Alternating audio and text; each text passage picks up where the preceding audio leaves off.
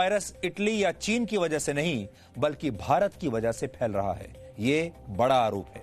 इतना ही नहीं, नेपाल ने भारत के उन 3 इलाकों को भी अपने देश के नक्शे में शामिल कर लिया है जो दोनों देशों के बीच विवाद का विषय रहे हैं। इनमें लिपुलेख पास भी शामिल है और भारत ने इसी महीने लिपुलेख तक जाने वाली एक सड़क का उद्घाटन किया है।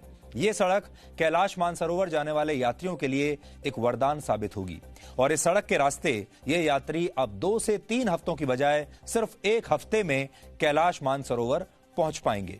लेकिन अब नेपाल इस यात्रा के सामने सबसे बड़ी अड़चन बनकर खड़ा हो गया है। इसलिए आज आपको भारत और नेपाल के बीच सीमा विवाद के इतिहास, इसके राजनीतिक और कूटनीतिक प्रभाव और इसके पीछे छिपे चीन के एजेंडे को समझना चाहिए, क्योंकि ये एक बड़ी खबर है। इसके बाद हम आपको पश्चिम बंगाल और उड़ीसा के समुद्री तटों से टकराने वाले तूफान अम्फान के बारे में बताएंगे। इस तूफान की वजह से इन दोनों राज्यों में आज 160 से लेकर 200 किलोमीटर प्रति घंटे की रफ्तार से भयानक हवाएं चली। अम्फान ने इन राज्यों में क्या तबाही मचाई है, ये आज हम आपको तूफानी हवाओं के बीच की गई ग्राउंड रिपोर्टिंग के जरिए समझाएंगे। भारत अभी कोरोना के संकट से ठीक से उबर भी नहीं पाया है कि ये तूफान एक नई चुनौती बनकर आ गया है। इसलिए इस नई चुनौती के बारे में आज आप सबको जरूर जानना चाहिए। और आखिर में हम आपको जी वॉरियर से मिलवाएंगे। जी न्यूज के हमारे 29 साथी इस समय कोरोना वायरस से संघर्ष कर रहे हैं अलग अलग अस्पतालों में। कल हमने आपको इन्हीं में से कुछ लोगों से मिलवाया था और आज हम आपका परिचय कुछ नए जी वॉरियर से करवाएंगे। और इन जी वॉरियर्स ने आज हमें एक खुशखबरी भेजी है। इस खुशखबरी को हमने आपके लिए एक सरप्राइज के तौर पर रखा है, जिसके बारे में हम आपको आगे चलकर बताएंगे। भारत में पिछले 24 घंटों में कोरोना वायरस के 5,611 नए मामले सामने आ चुके हैं और यह भी अपने आप में एक नया रिकॉर्ड है। यानी हर रोज मरीजों की संख्या बढ़ रही है। इसलिए आपको भारत में इस वायरस की बदलती स्थिति को भी आज ठीक से समझना चाहिए। लेकिन सबसे पहले आज की तमाम बड़ी खबरें नॉन स्टॉप न्यूज में। सुपर साइक्लोन अम्फान पश्चिम बंगाल के दीघा तट से टकरा चुका है। मौसम विभाग के मुताबिक अम्फान की वजह से कोलकाता और आसपास के इलाकों में 110 से 120 किलोमीटर प्रति घंटे की रफ्तार से हवाएं चल रही हैं। चक्रवाती तूफान अम्फान से पश्चिम बंगाल के 6 जिलों में भारी नुकसान हुआ है। दोपहर 2:30 बजे के करीब ये तूफान दीघा के समुद्र तट से टकराया था। तब इसकी रफ्तार 185 किलोमीटर प्रति घंटा थी। तूफान की वजह से ओडिशा के तटीय जिलों में भी जानमाल का नुकसान हुआ है। अभी जो तेज विंड चल रहा है, जैसे 155, 165 और गस्टिस 185 kilometre per hour coastal districts में, जैसे साउथ और नॉर्थ 24 परगना और ईस्ट मिदनापुर, ये लैंडफॉल प्रोसेस कंप्लीट होने तक, दैट मीन रात तक चलेगा। तूफान से पश्चिम बंगाल और ओडिशा में 2 लोगों की मौत हुई है। कोलकाता में अम्फान तूफान को लेकर बनाए गए कंट्रोल रूम में खुद मुख्यमंत्री ममता बनर्जी मौजूद रहीं। तूफान को लेकर राहत और बचाव कामों पर प्रधानमंत्री मोदी नजर रख रहे हैं। अम्फान तूफान से जानमाल का नुकसान कम से कम हो, इसीलिए केंद्र और राज्य सरकारें मिलकर लगातार कोशिश कर रही हैं। पश्चिम बंगाल में अब तक 5 लाख से ज्यादा लोगों को, जबकि ओडिशा में 1.5 लाख से ज्यादा लोगों को सुरक्षित जगहों पर पहुंचाया गया है। पश्चिम बंगाल में एनडीआरएफ की 41 टीमें तैनात हैं और ओडिशा में एनडीआरएफ की 20 टीमों को तैनात किया गया है। दोनों राज्यों को मिलाते हुए कुल 41 टीमों का प्लेसमेंट है। 2 ही टीम रिजर्व में है, वो बंगाल में है, और उनमें से एक टीम, जैसा कि मैंने अभी कहा, जस्ट इस मीटिंग में आने से पहले कलकत्ता में डिप्लॉय हो रहा है। तो लगभग सभी टीमों का इस्तेमाल दोनों राज्य कर रहे हैं। उत्तर प्रदेश के प्रवासी मजदूरों के लिए कांग्रेस महासचिव प्रियंका गांधी वाड्रा के बसों के ऑफर पर केंद्रीय वित्त मंत्री निर्मला सीतारमण ने सवाल उठाए हैं। वित्त मंत्री ने कहा कि बसों की राजनीति में कांग्रेस का पाखंड साफ साफ दिखता है। वित्त मंत्री निर्मला सीतारमण ने कहा कि अगर वो वास्तव में यूपी सरकार पर नजर रख रही हैं तो उन्हें ये देखना चाहिए कि यूपी में 300 ट्रेनें क्यों आईं, जबकि छत्तीसगढ़ में 5 से 7 ट्रेनें भी नहीं पहुंच पाईं। मैं इस पर राजनीति नहीं करना चाहती हूं, क्योंकि प्रवासी मजदूर भी भारतीय हैं और इस आपात स्थिति में हम सभी को साथ मिलकर काम करने पर ध्यान देना चाहिए। कांग्रेस महासचिव प्रियंका गांधी ने उत्तर प्रदेश की योगी सरकार पर बसों को अनुमति न देने का आरोप लगाया है। आपको भाजपा के झंडे लगाने हैं, इन पे अपने भाजपा के स्टिकर लगाने हैं तो बेशक लगाइए, बेशक लगाइए। आपको अगर कहना है कि आपने उपलब्ध कराई है तब भी कराइए, लेकिन इन बसों को चलने दें। प्रियंका गांधी ने मजदूरों को ले जाने के लिए उत्तर प्रदेश सरकार को 1000 बसों का ऑफर दिया था, लेकिन सरकार को दी गई बसों की लिस्ट में कई ऑटो, एम्बुलेंस और बाइक के नंबर भी दिए थे। प्रवासी मजदूरों के लिए कांग्रेस महासचिव प्रियंका गांधी वाड्रा की भिजवाई बसों को उत्तर प्रदेश में एंट्री नहीं मिली है। उत्तर प्रदेश सरकार के इनकार के बाद राजस्थान यूपी बॉर्डर से बसों का वापस लौटना शुरू हो गया है। कोई किसी का रुख बाद की बात है, ये रुख का तो कोई सवाल ही नहीं है। इसमें क्या रुख रहेगा, हमने हमारी बात कह दी और वो जो उनको पाप करना था यूपी सरकार ने कर दिया। कांग्रेस विधायक अदिति सिंह ने प्रियंका गांधी वाड्रा पर मजदूरों से क्रूर मजाक का आरोप लगाया है। ऐसे टाइम में आप सरकार का टाइम बर्बाद कर रहे हैं, गलत सलत सूची दे रहे हैं, पॉलिटिकल प्रेशर क्रिएट कर रहे हैं। जाहिर है अगर आप बॉर्डर पे ऐसे बसेस वगैरह खड़ी है तो आप लोगों को क्या इसमें राजनीतिकरण की महक नहीं आ रही है? मुझे तो आई। कांग्रेस कार्यकर्ताओं ने बसों को अनुमति न देने के खिलाफ आगरा में प्रदर्शन किया। इस मामले में यूपी कांग्रेस प्रदेश अध्यक्ष अजय कुमार लल्लू समेत कुछ और कांग्रेस नेताओं के खिलाफ केस दर्ज हो चुका है। उत्तर प्रदेश के डिप्टी सीएम दिनेश शर्मा ने कांग्रेस पर ओछी राजनीति करने का आरोप लगाया है। आपदा के वक्त इस प्रकार का घिनौना मजाक शायद इससे पहले कोई राजनीतिक दल, इतना बड़ा राजनीतिक दल ने कभी नहीं किया होगा। देश में 25 मई से फिर घरेलू हवाई सेवा शुरू हो जाएगी। केंद्र सरकार ने करीब 2 महीने बाद घरेलू हवाई सेवा शुरू करने का फैसला किया है। केंद्रीय मंत्री हरदीप सिंह पुरी ने ट्वीट कर कहा कि घरेलू उड़ानों का परिचालन 25 मई से फिर शुरू किया जाएगा। सभी हवाई अड्डों और विमानन कंपनियों को 25 मई से परिचालन के लिए तैयार रहने को सूचित किया गया है। लॉकडाउन के बाद 25 मार्च से देश भर में हवाई सेवाओं को बंद कर दिया गया था। हालांकि अंतर्राष्ट्रीय हवाई सेवा कब शुरू होगी, इसे लेकर अभी कोई जानकारी नहीं दी गई। ईद की नमाज के लिए यूपी की मस्जिदों और ईदगाहों को 1 घंटे खोले जाने की मांग पर इलाहाबाद हाईकोर्ट ने फिलहाल दखल देने से इनकार कर दिया है। इलाहाबाद हाईकोर्ट ने याचिकाकर्ता से कहा कि पहले इस मामले में राज्य सरकार के सामने अनुरोध किया जाए। राज्य सरकार का अनुरोध खारिज होने या फिर अर्जी पेंडिंग होने पर ही हाईकोर्ट में अर्जी दाखिल की जा सकती है। कोर्ट ने कहा कि बिना सरकार को अर्जी दिए सीधे हाईकोर्ट में याचिका दाखिल नहीं की जा सकती है। गृह मंत्रालय ने कक्षा 10वीं और 12वीं की बोर्ड परीक्षा आयोजित करने के लिए लॉकडाउन के नियमों में छूट दी है।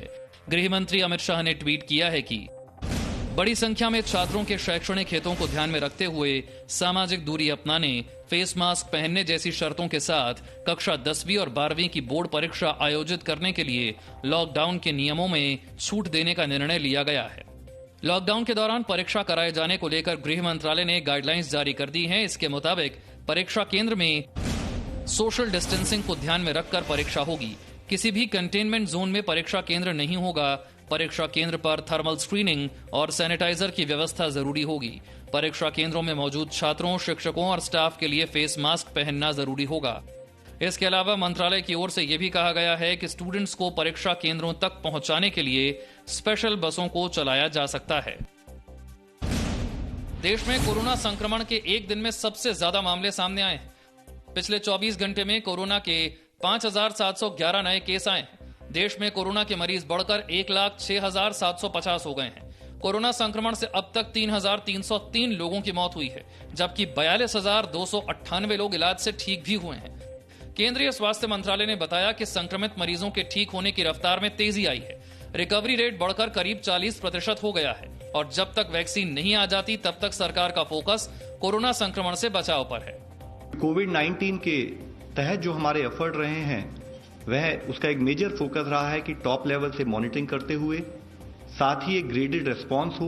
एक प्रोएक्टिव और प्रीएम्प्टिव अप्रोच के तहत हम लोग एडवांस प्लानिंग के तहत काम करते रहे। यह हमारा फोकस रहा है।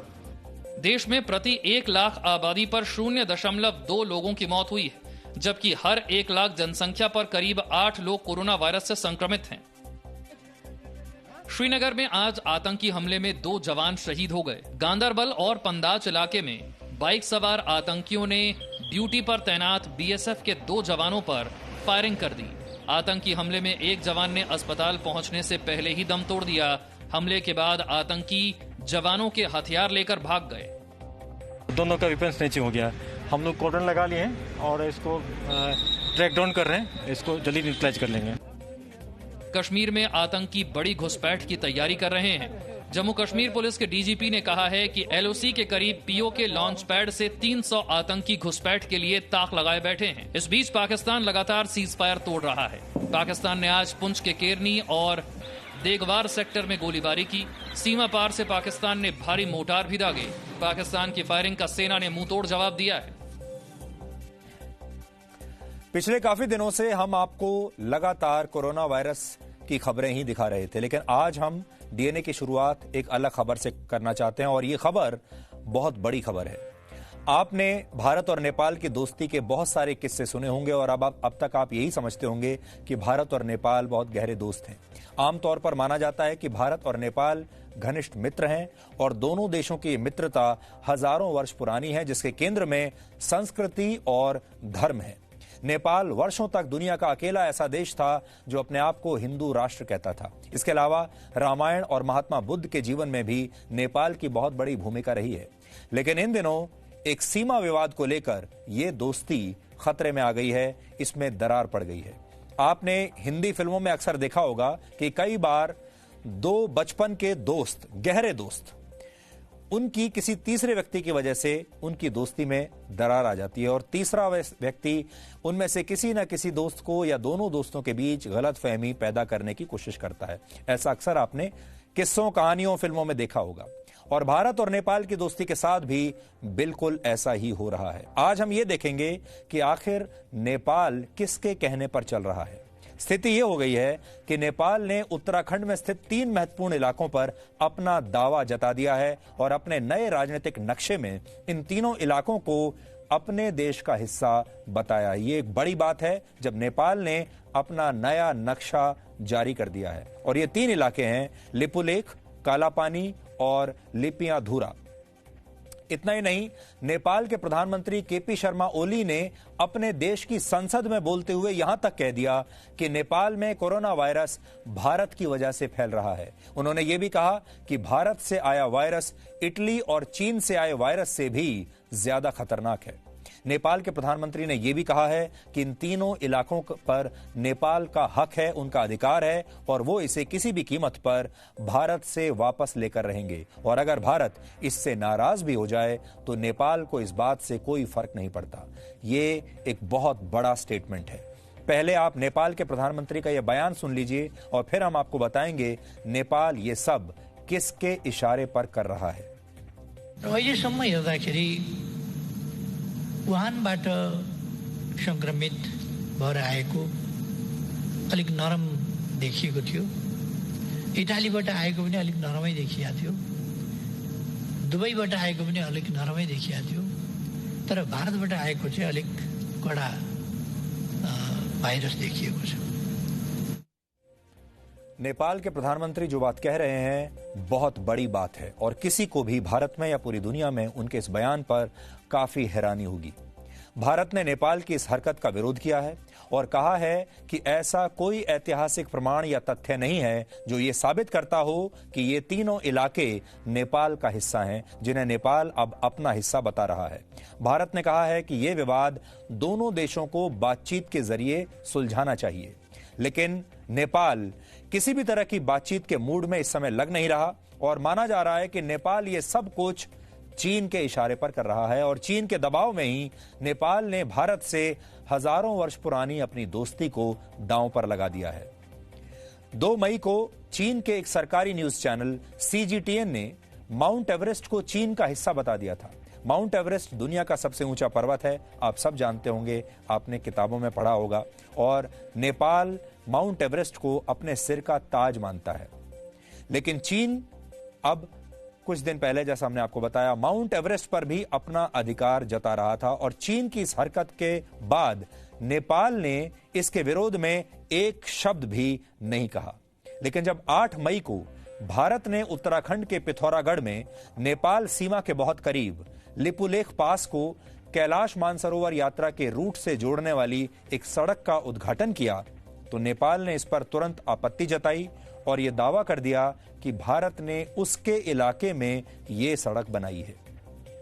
अब आप सोचिए, चीन ने पूरे के पूरे माउंट एवरेस्ट पर अपना दावा ठोक दिया तो नेपाल ने कुछ नहीं कहा, और भारत ने अपनी ही सीमा के अंदर एक सड़क बना ली तो नेपाल को यह बात पसंद नहीं आ रही।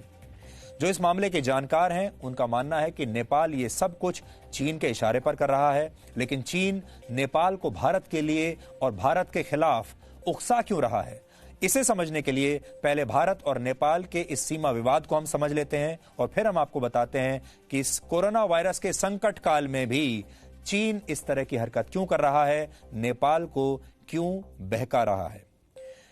भारत और नेपाल की सीमा करीब 1690 किलोमीटर लंबी है और इसके 98 से 99% हिस्से को लेकर दोनों देशों के बीच कोई विवाद नहीं है, लेकिन लिपुलेख पास और काला पानी जैसे कुछ इलाके हैं जिन्हें लेकर भारत और नेपाल के बीच विवाद की स्थिति पैदा होती रही है। ये इतिहास है। भारत ने पिथौरागढ़ से लेकर लिपुलेख तक अब जो नई सड़क बनाई है उससे कैलाश मानसरोवर की यात्रा पर जाने से यात्रियों के समय की बहुत बचत होगी। जो भी लोग कैलाश मानसरोवर जाना चाहते हैं अब उन्हें एक तरीके से आप समझिए कि एक शॉर्टकट मिल जाएगा। अब ये यात्रा पहले के मुकाबले बहुत छोटी हो जाएगी, समय कम लगेगा।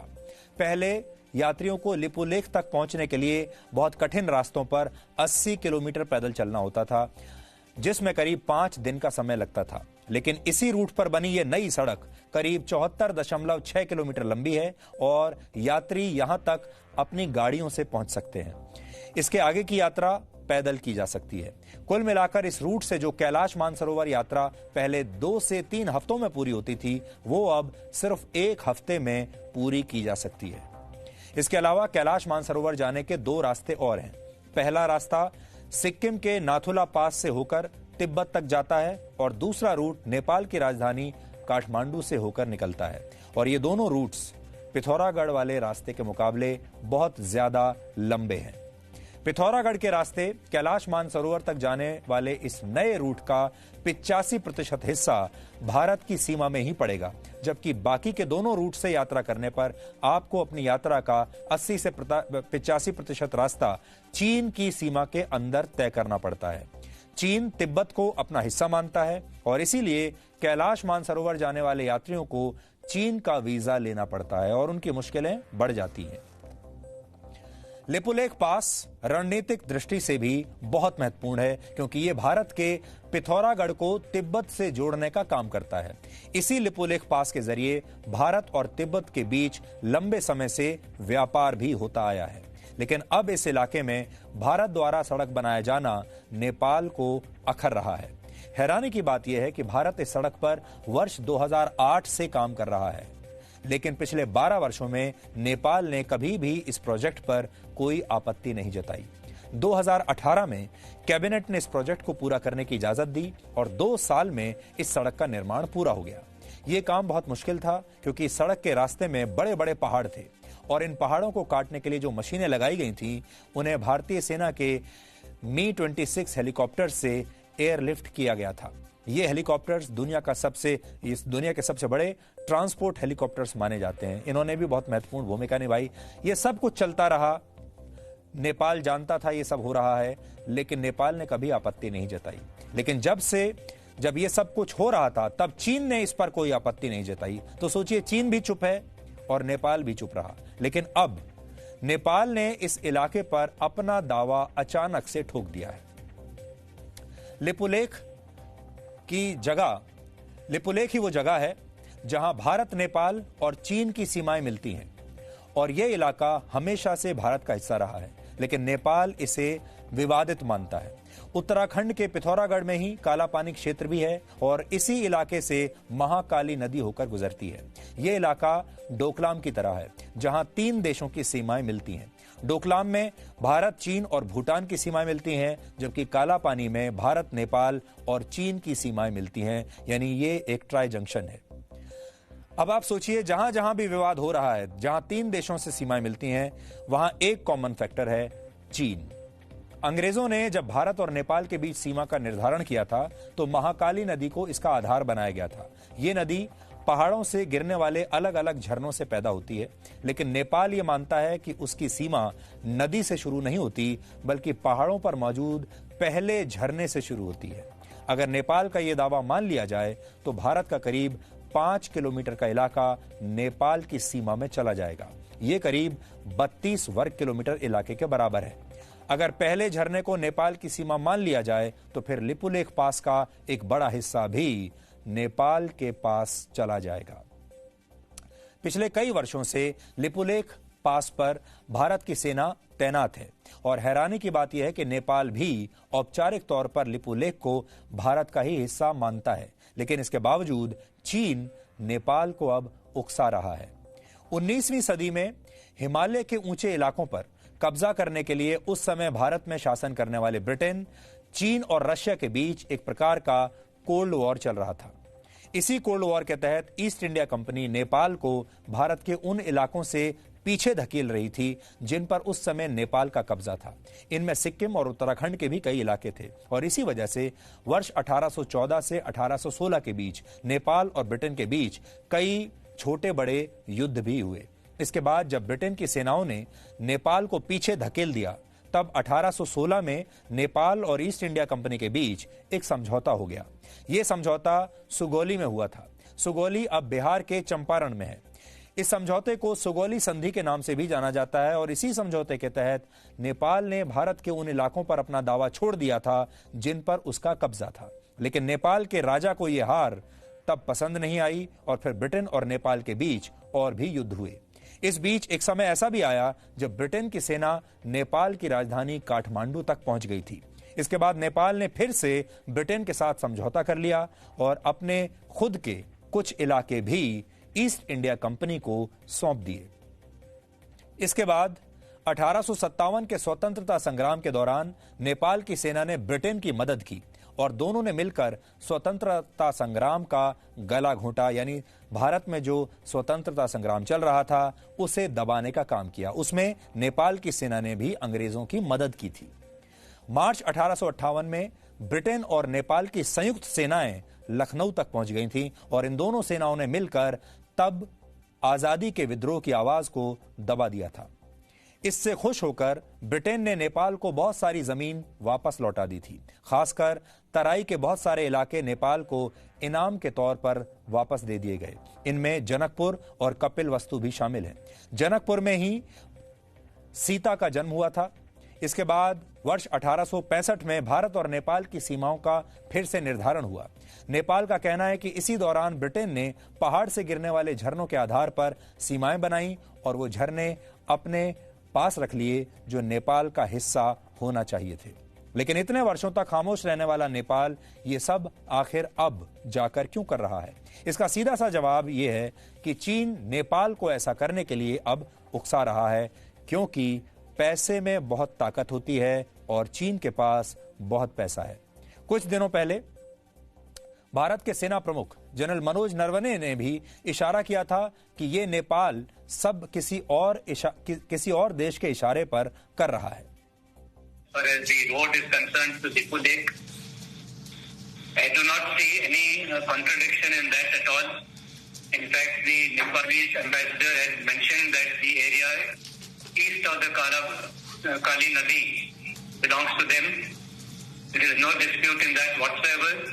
The road which we have made is in fact to the west of the river. So I don't know what they're actually agitating about. There are little issues as you go ahead as to where exactly the tri-junction should be. There have never been any problems on this score in the past. There is reason to believe that they might have raised these problems or these issues at the behest of someone else, and that is very much a possibility. दरअसल नेपाल का आरोप है कि भारत ने वर्ष 2015 में blockade लगाकर नेपाल की अर्थव्यवस्था को नुकसान पहुंचाया था। लेकिन सच ये है कि तब नेपाल में मधेसी प्रदर्शनकारियों की वजह से जरूरी सामान की आपूर्ति नहीं हो पा रही थी। आपको याद होगा 2015 में यह संकट आया था, मधेसी संकट। इसी मौके का फायदा उठाकर चीन ने नेपाल को भारत के खिलाफ भड़काना शुरू कर दिया और अब चीन नेपाल की अंदरूनी राजनीति में दखल अंदाजी करके उसे अपना एक मोहरा बनाना चाहता है भारत के खिलाफ। इस समय नेपाल में नेपाल कम्युनिस्ट पार्टी की सरकार है और चीन को कम्युनिस्ट पार्टियों से कितना प्यार है आप सब जानते हैं। कहा जाता है कि चीन के कहने पर ही नेपाल की 2 कम्युनिस्ट पार्टियों ने आपस में हाथ मिला लिया और फिर नेपाल कम्युनिस्ट पार्टी की स्थापना की। ये पार्टी चुनाव तो जीत गई, लेकिन अब इस पार्टी के अंदर सब कुछ ठीक नहीं है और पार्टी में नेतृत्व की लड़ाई काफी दिनों से चल रही है। इसी वजह से चीन नेपाल की राजनीति में दखल दे रहा है। कुछ दिनों पहले नेपाल में चीन के राजदूत ने नेपाल कम्युनिस्ट पार्टी के अध्यक्ष पुष्प कमल दहल से मुलाकात भी की थी। दरअसल पुष्प कमल दहल और पार्टी के वरिष्ठ नेता चाहते हैं कि मौजूदा प्रधानमंत्री केपी शर्मा ओली को उनके पद से हटा दिया जाए, लेकिन चीन ऐसा नहीं चाहता। इसलिए चीन के राजदूत ने एक हफ्ते में 2 बार केपी शर्मा ओली से मुलाकात की। कुल मिलाकर ऐसा लगता है कि चीन केपी शर्मा ओली की कुर्सी बचाकर उनका इस्तेमाल अपने हित में करना चाहता है।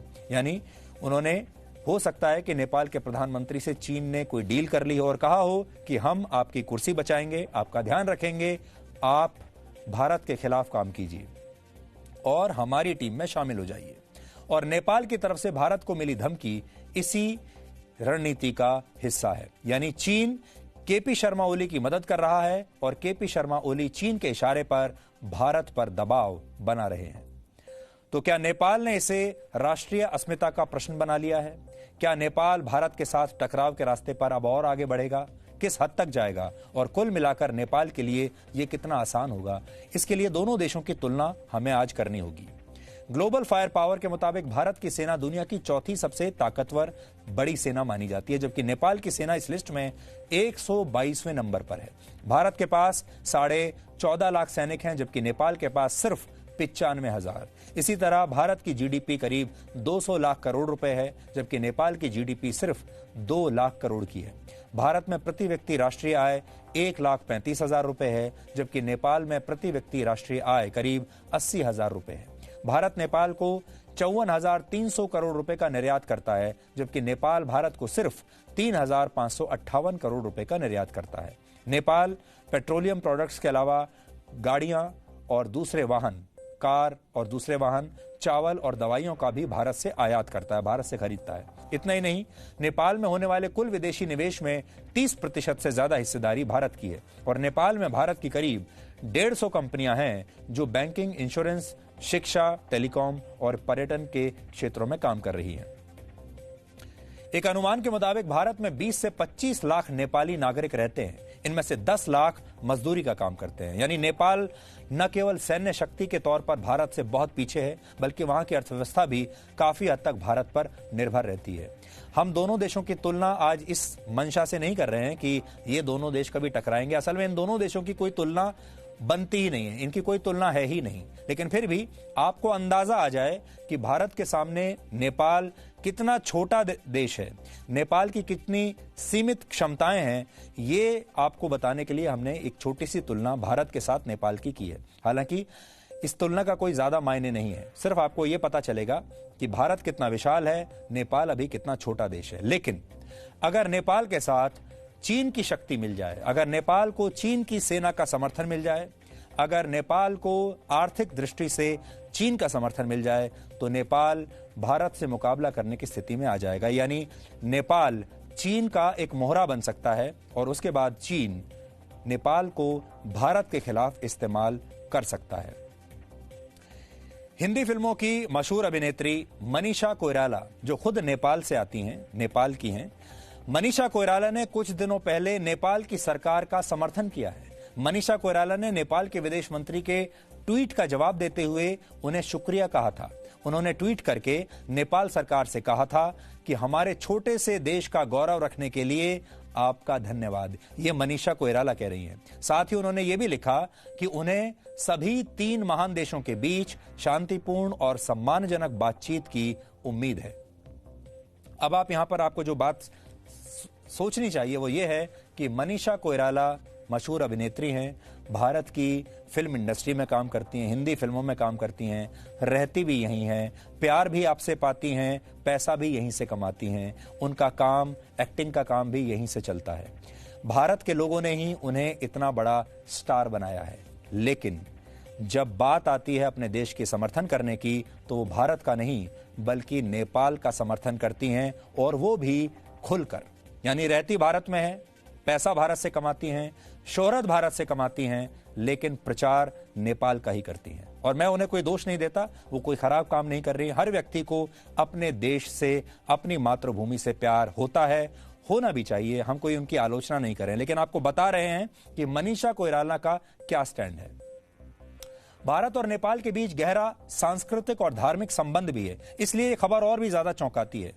आपको याद होगा वर्ष 2018 में प्रधानमंत्री मोदी जब नेपाल गए थे, तब उन्होंने खास तौर पर वहां के पशुपतिनाथ मंदिर के दर्शन किए थे। ये तभी की तस्वीरें आपको हम दिखा रहे हैं।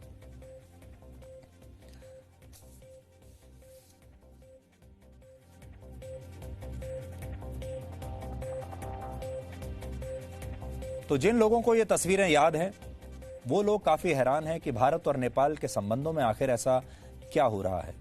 और आपको याद होगा, जो सांस्कृतिक तौर पर हम बात आपको बता रहे हैं, रामायण काल में सीता जो थी, उनका गहरा संबंध नेपाल से माना गया। और नेपाल में इतने सारे हिंदू मंदिर हैं, सांस्कृतिक तौर पर, सांस्कृतिक विरासत के मायने अगर देखा जाए तो भारत और नेपाल संस्कृति के रूप में लगभग एक जैसी संस्कृति दोनों की रही है। तो भी आज इस कोरोना वायरस के युग में नेपाल ऐसा लगता है कि अपना पाला बदल रहा है। कोरोना वायरस से लड़ते हुए भारत का सामना आज एक नई आपदा से हुआ है।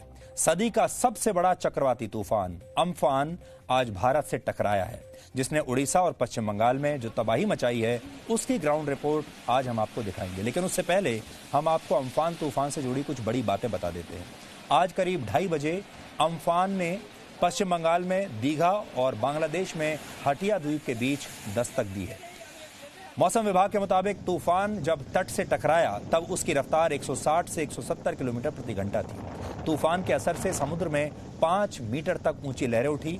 तेज बारिश और करीब 200 किलोमीटर प्रति घंटा तक की रफ्तार से चलती हवाओं के साथ इस चक्रवाती तूफान ने 4 घंटों तक उड़ीसा और पश्चिम बंगाल में तबाही मचाई।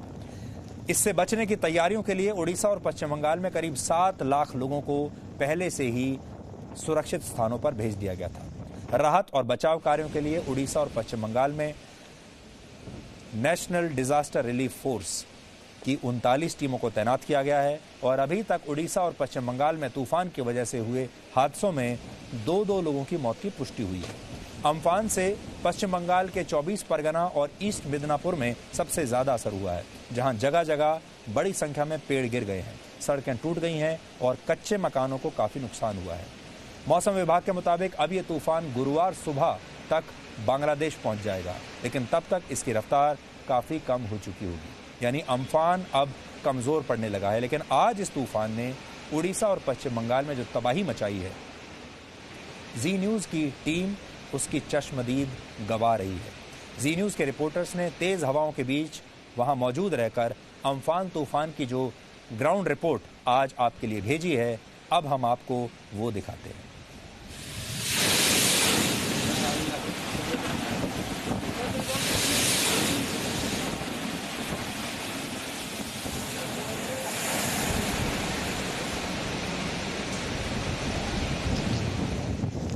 80 से 200 किलोमीटर प्रति घंटे की रफ्तार से चलती हुई तेज हवाएं मानो अपने रास्ते में आने वाली हर चीज को साथ उड़ा ले जाने की जिद पर अड़ी थी।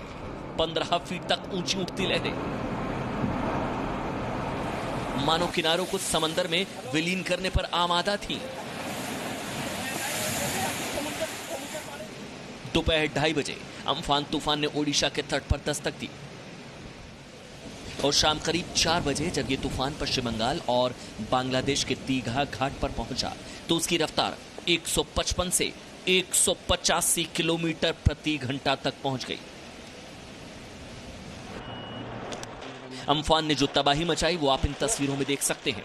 क्या पेड़, क्या बिजली के खंभे, क्या कच्चे मकान और क्या इंसान। अम्फान की रफ्तार के आगे टिक कर खड़े रह पाना हर किसी के लिए मुश्किल हो रहा था। लैंडफॉल की जो प्रक्रिया है वो ऑलरेडी शुरू हो चुकी है। आपको बता दें 2:30 बजे के आसपास लैंडफॉल की प्रक्रिया शुरू हुई और मौसम विभाग की ओर से ये कहा गया है कि लगभग पूरी प्रक्रिया खत्म होने में 4 साढ़े 4 घंटे लगेंगे। जैसे ही लैंडफॉल की प्रक्रिया शुरू काफी तेज हो गई है, खड़ा रहना भी मुश्किल हो रहा है। लगभग जो है 180 से लेकर 190 किलोमीटर प्रति घंटे की रफ्तार से ये चल रही है। आपको बता देते हैं कि लैंडफॉल की प्रक्रिया शुरू होने के साथ ही साथ राज्य सरकार के सचिवालय में जो कंट्रोल रूम बनाया गया है, वहां पे जानकारी आ रही है। अलग अलग हिस्सों में कच्चे घर जो है उनको काफी क्षति पहुंची है और पेड़ जो है कई इलाकों में गिरे हैं, सड़क जो है वो टूट चुकी है और कम्युनिकेशन जो है डाउन हो चुका है। फिलहाल जो है राज्य सरकार के कंट्रोल रूम में लगातार नजर बनाए रखे हैं खुद मुख्यमंत्री ममता बनर्जी और जितने भी सीनियर अधिकारी हैं वो मौजूद है, ताकि ये पता लगाया जाए कहां पर कितना डैमेज हो रहा है। माना कि प्राकृतिक आपदाओं को रोका नहीं जा सकता, लेकिन उनसे होने वाले नुकसान को कम तो जरूर किया जा सकता है। भारत ने अम्फान से टक्कर लेने के लिए पूरी तैयारियां की थी। पश्चिम बंगाल में 5 लाख और उड़ीसा में 1.5 लाख लोगों को पहले ही सुरक्षित स्थानों पर ले जाया जा चुका था। पश्चिम बंगाल में एनडीआरएफ की 19 टीमें और ओडिशा में 20 टीमें तैनात थीं, जो तूफान के बीच न सिर्फ डटकर खड़ी थी, बल्कि तूफान का सामना करते हुए रेस्क्यू मिशन में भी जुटी थी। साइक्लोन फोनी के जो तजुर्बे हुए थे उसके आधार पर हमारे पास एक्स्ट्रा ट्री कटर्स हैं, पोल कटर्स हैं, ऑलरेडी इस्तेमाल में लगने लगे हैं। और जैसा कि मैं बार बार कह रहा हूं कि ये एक स्पेशल कॉन्टेक्स्ट है, क्योंकि कोविड जो आज का विषय भी है, कोविड के कॉन्टेक्स्ट में हम लोग साइक्लोन से डील कर रहे हैं और ये शायद नए नॉर्मल की एक और परिभाषा होगी आने वाले कई दिनों तक कि जो भी डिजास्टर होंगे, जो आपदाएं होंगी, नेचुरल डिजास्टर्स, वो कोविड के कॉन्टेक्स्ट में होंगी, चाहे वो साइक्लोन हो या आने वाले सिचुएशन में मॉनसून में फ्लड का सिचुएशन हो।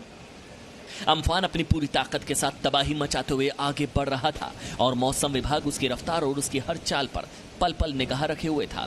तूफान की रफ्तार कितनी है, तूफान किस तरह आगे बढ़ रहा है, पल पल की जानकारी कंट्रोल रूम्स में दर्ज की जा रही थी।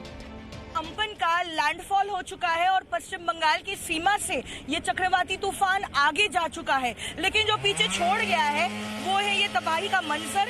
आप देखिए चारों तरफ अंधेरा है और ये इसलिए है क्योंकि जितने भी हाई टेंशन वायर थे, जितने भी इलेक्ट्रिकल वायर्स थे, वो टूट चुके हैं। आपको दिखाते हैं, अगर आपको दिखे यहाँ पे कुछ लैंप पोस्ट है, लेकिन वो लैंप पोस्ट नहीं जल रहे हैं क्योंकि यहाँ पे इलेक्ट्रिसिटी फेलियर हो चुका है, कम्युनिकेशन डाउन हो चुका है। और अगर सड़कों पे कुछ बचा है तो ये है तबाही का मंजर। चारों ओर जो है यहाँ पर सिर्फ जो पेड़ टूट गए थे वो पड़े हुए हैं। जगह जगह पेड़ गिरे, कच्चे मकानों को भी नुकसान हुआ, सड़कों पर रखा सामान भी पत्तों की तरह हवा में उड़ा। लेकिन कोरोना के इस दौर में भी ये उन तैयारियों का ही नतीजा था कि अम्फान उतना नुकसान नहीं पहुंचा पाया जितना कि पहुंचा सकता था, क्योंकि तूफान के रास्ते में आने वाले लाखों लोगों को पहले ही सुरक्षित स्थानों पर पहुंचाया जा चुका था। आप देखिए ये तस्वीरें अलग अलग हिस्सों में किस तरीके से पेड़ टूट गए हैं और कुछ कच्चे जो घर थे। आप देखिए ये जो घर आपको दिखा रहे हैं, कुछ देर पहले तक, लैंडफॉल के पहले तक इसकी छत जो है इंटैक्ट थी, लेकिन टीन की जो ये छत है उड़ जाती है लैंडफॉल के दौरान। और आपको हम तस्वीरें दिखाते हैं सामने, ये सड़क जो है पूरी तरीके से कट चुकी है क्योंकि यहाँ पर जिस तरीके से पेड़ टूटे हैं, यहाँ पर लोगों की आवाजाही पर जो है काफी दिक्कत होगी। लैंडफॉल भले ही यहाँ से होकर गुजर चुका हो, लेकिन खतरा अभी भी नहीं टला है, क्योंकि आप जैसा कि देख रहे हैं अभी भी हमारे लिए यहाँ पर खड़ा होना काफी मुश्किल है, क्योंकि मौसम विभाग की ओर से ये कहा गया है कि लैंडफॉल के पास होने के बावजूद भी अगले 24 घंटे काफी क्रूशियल होंगे। 21 सालों का सबसे शक्तिशाली तूफान अम्फान पूरी ताकत से पहले उड़ीसा और फिर पश्चिम बंगाल में टकराया और फिर बांग्लादेश की तरफ बढ़ गया, लेकिन अपने पीछे छोड़ गया बर्बादी का यह मंजर। दीघा, पश्चिम बंगाल से पूजा मेहता के साथ ब्यूरो रिपोर्ट, जी मीडिया। अम्फान की ये ग्राउंड रिपोर्टिंग देखकर आपको अंदाजा लग गया होगा कि यह तूफान कितना शक्तिशाली था और मौसम वैज्ञानिकों के मुताबिक 21 वर्षों के बाद कोई सुपर साइक्लोन भारत के तटीय इलाकों से इस तरह टकराया है। इससे पहले वर्ष 1999 में इसी तरह का सुपर साइक्लोन उड़ीसा के तट से टकराया था, जिसमें करीब 10,000 लोगों की जान चली गई थी। लेकिन यह देश की तैयारियों का ही नतीजा है कि अम्फान तूफान से इस बार किसी बड़े नुकसान की कोई खबर अभी तक नहीं आई है। वैसे आपको बता दें कि इस चक्रवाती तूफान को अम्फान नाम थाईलैंड ने दिया है। थाई भाषा में अम्फान का मतलब होता है आसमान। तो अब अगर आप ये सोच रहे हैं कि किसी तूफान का नाम आसमान कैसे हो सकता है और इसका नाम अम्फान क्यों रखा गया, तो इस सवाल का जवाब है चक्रवाती तूफानों के नामकरण की परंपरा और नियमों से जुड़ा हुआ यह सवाल है। उसके बारे में हम आपको बताते हैं। समुद्री तूफानों को नाम देने की शुरुआत सबसे पहले अटलांटिक सागर के आसपास के देशों ने वर्ष 1953 में की थी, लेकिन बाद में एक सिस्टम बनाया गया कि तूफान जिस क्षेत्र में उठ रहा है उसके आसपास के देश ही उसे एक नाम देते हैं। और भारत की पहल पर वर्ष 2004 में 8 देशों ने अरब सागर और बंगाल की खाड़ी में आने वाले समुद्री तूफानों के नाम रखने का सिलसिला शुरू किया था। इन 8 देशों में भारत के अलावा Bangladesh, Maldives, Myanmar, Oman, Pakistan, Thailand और श्रीलंका शामिल थे।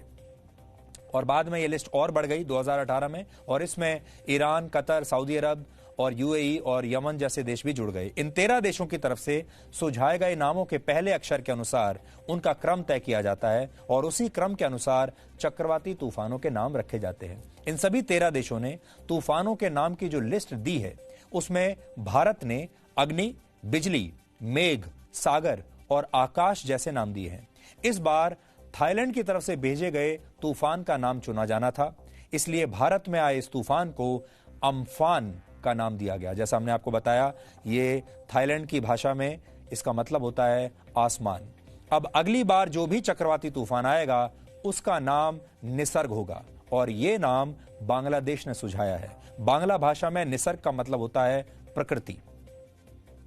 कई लोग ये भी सोच रहे हैं कि आखिर चक्रवाती तूफानों को नाम देने की क्या आवश्यकता है, तो आपको बता दें कि तूफानों के नामकरण के पीछे सोच ये है कि नाम की वजह से लोग चेतावनी को ज्यादा गंभीरता से लेते हैं, तूफान से निपटने की तैयारियों में भी मदद मिलती है, मीडिया को रिपोर्ट करने में आसानी होती है। लेकिन तूफानों के नाम रखने की कुछ शर्तें भी होती हैं, जैसे कि नाम छोटा और सरल होना चाहिए, समझने में आसान होना चाहिए, जिसे लोग समझ सकें, और कोई भी नाम सांस्कृतिक और धार्मिक रूप से संवेदनशील नहीं होना चाहिए। ऐसा नाम नहीं होना चाहिए जिससे किसी को ठेस पहुंचे।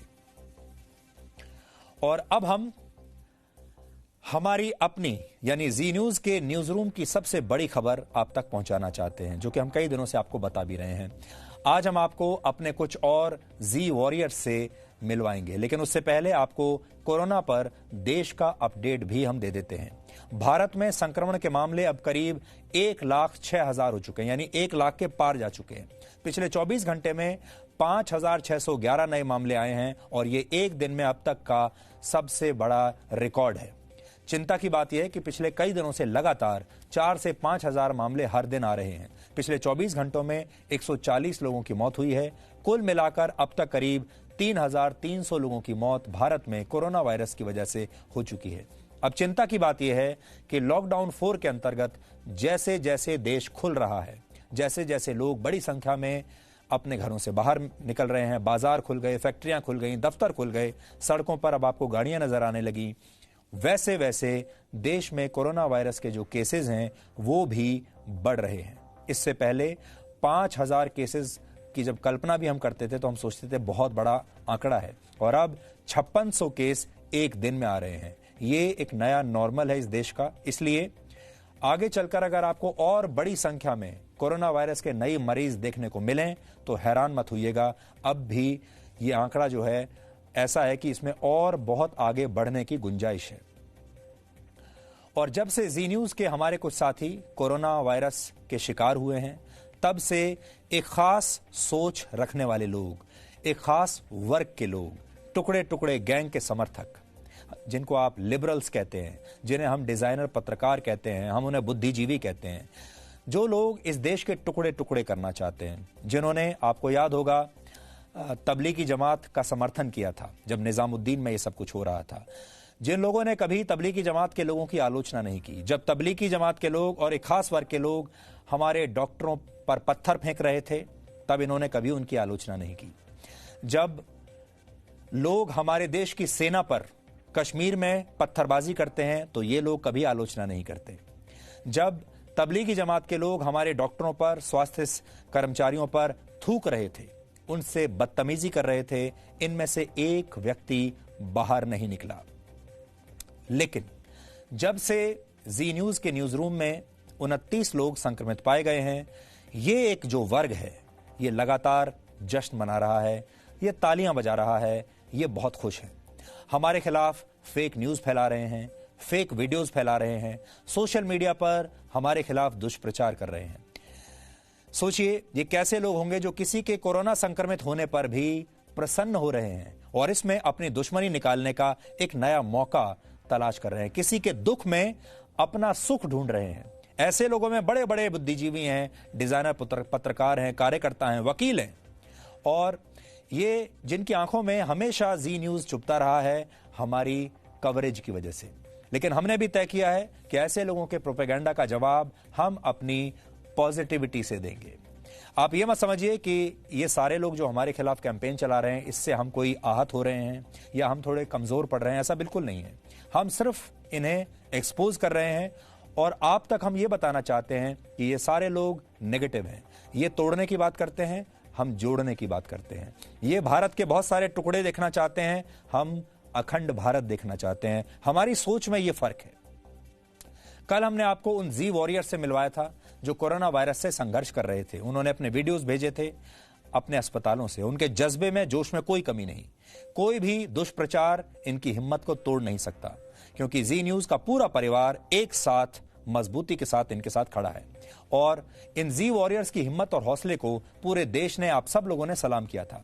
आज हम अपने ऐसे ही कुछ और साथियों का आपसे परिचय करवाना चाहते हैं जिन्होंने कोरोना वायरस से लड़ाई के बीच अस्पतालों से आपके लिए अपने संदेश भेजे हैं।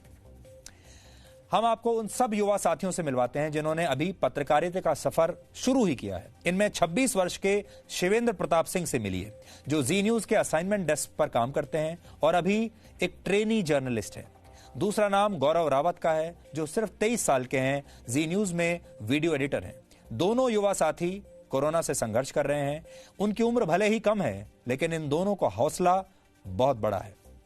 नमस्कार दोस्तों, मैं शिवेंद्र प्रताप सिंह, एक जी वॉरियर हूँ और मैं अभी हॉस्पिटल में हूँ। मेरा कोविड का इलाज चल रहा है क्योंकि मैं पॉजिटिव आया, लेकिन मुझे कहीं तक अभी तक कोई भी सिम्टम दिखाई नहीं दिया है जिससे लगे कि मुझे कोरोना है, लेकिन फिर भी मैं पॉजिटिव हूँ।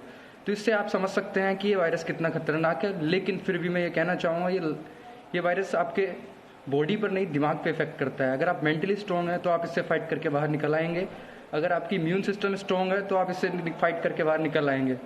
तो मेरा बस यही कहना है उन लोगों से जिन्होंने हमें अभी तक सपोर्ट किया है, जी को सपोर्ट किया है, कि दिल से धन्यवाद। इसी तरह से आप प्रोपेगेंडा फैलाने वाले, फेक न्यूज़ फैलाने वाले लोगों का मुंह तोड़ जवाब देते रहिएगा। और जल्दी हम लोग वापस आपके बीच में आएंगे लौटकर, फिर से वही खबरें लेकर। तब तक के लिए धन्यवाद। हेलो, मैं हूँ गौरव और मैं हूँ जी वॉरियर। सबसे पहले आप सभी का थैंक्स जो आपने हमें इतना प्यार दिखाया ट्विटर पे #ZWarrior करके। आपने हमारा एक तरीके से बहुत हौसला बढ़ाया है। हमारे जो जल्दी ठीक होने की आपने शुभकामनाएं या गुड विशेष भेजी हैं आपने, आप सभी को तहे दिल से शुक्रिया। और जो लोग हमारे ऑफिस को बंद कराने की बात कर रहे हैं कि जी न्यूज़ सील करो कुछ इस प्रकार से, तो मैं उनको बता देना चाहता हूँ ऐसा कभी नहीं होगा। और हम सभी यहाँ से जल्द ही रिकवरी होकर आने वाले हैं। जैसी रिपोर्ट्स नेगेटिव आती है हमारी, हम वापस से अपने ऑफिस ज्वाइन करने वाले हैं। स्वस्थ रहें, मस्त रहें। Thank you. अब आपको हमारे उन दो साथियों से मिलवाते हैं जो हमारे ऑफिस में, हमारे न्यूज रूम में ग्राफिक्स की टीम के सदस्य हैं, और इनका नाम है भुवनेश निझावन और महेंद्र सिंह। भुवनेश के परिवार में उनके 72 वर्ष के पिता हैं जो एक हार्ट पेशेंट हैं। इसके अलावा उनकी पत्नी, 14 वर्ष का एक बेटा और 5 वर्ष की एक बेटी है। हमारे दूसरे साथी महेंद्र सिंह के परिवार में उनके माता पिता, पत्नी और एक बेटा है।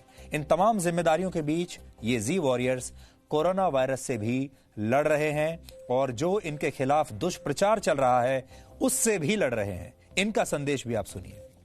नमस्कार दोस्तों, मैं हूं भुवनेश निझावन और मैं हूं एक जी वॉरियर। जिस तरह से कोरोना ने सारी दुनिया को अपनी चपेट में लिया है और दोस्तों हम भी उससे अछूते नहीं रहे हैं, लेकिन हमें इस बीमारी से लड़ना है, जीतना है और इसे जंग की तरह लेकर बाहर निकलना है इससे। जिस तरह से अपने चैनल की स्क्रीन को ग्राफिक्स के थ्रू हम रंगों से सजाते हैं, लेकिन इस समय उस रंगों में से कुछ रंग गायब होकर हमारी जिंदगी कुछ बेरंग सी हो गई है, लेकिन हमें इस बेरंग जिंदगी में वापस रंग भरने हैं और वापस रंगीन जिंदगी में उसे वापस लाना है। आपका प्यार, सहयोग और सपोर्ट हमारे साथ है। कुछ लोग इसे कमज़ोर करने की कोशिश ज़रूर करते हैं, लेकिन आपका प्यार, आपका सहयोग हमें इसमें शक्ति प्रदान करता है, बल देता है और हम ज़रूर ये जंग जीतकर एक वॉरियर की तरह ज़रूर वापस आएंगे। आपका प्यार और स्नेह।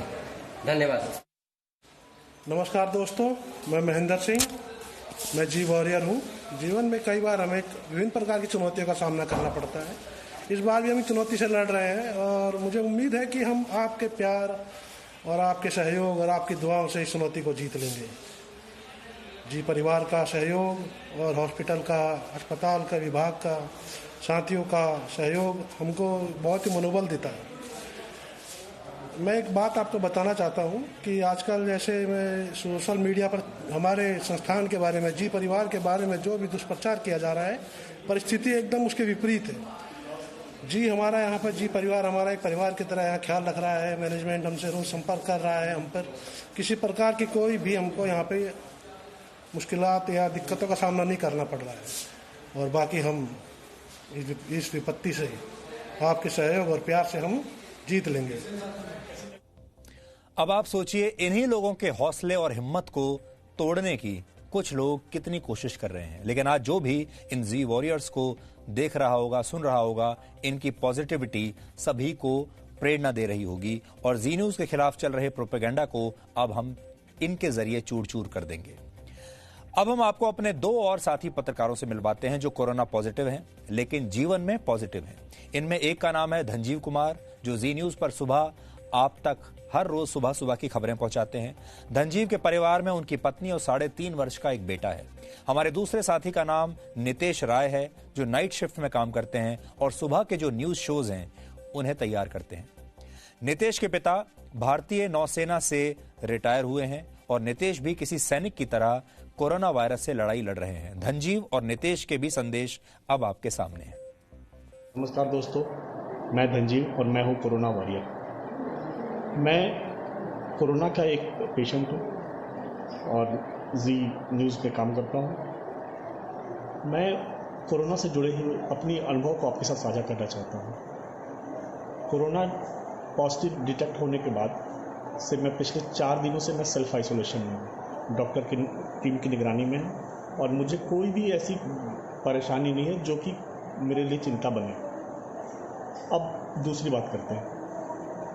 इस वक्त हम दो चीज़ों से लड़ रहे हैं। एक कोरोना से लड़ रहे हैं, जिसे हमें हराना ही है, उसे हारना ही होगा, यही सोच के साथ लड़ रहे हैं। दूसरी लड़ाई चल रही है एक ऐसी दुनिया से जो बिल्कुल आभासी है, उसको आप सोशल मीडिया कह सकते हैं।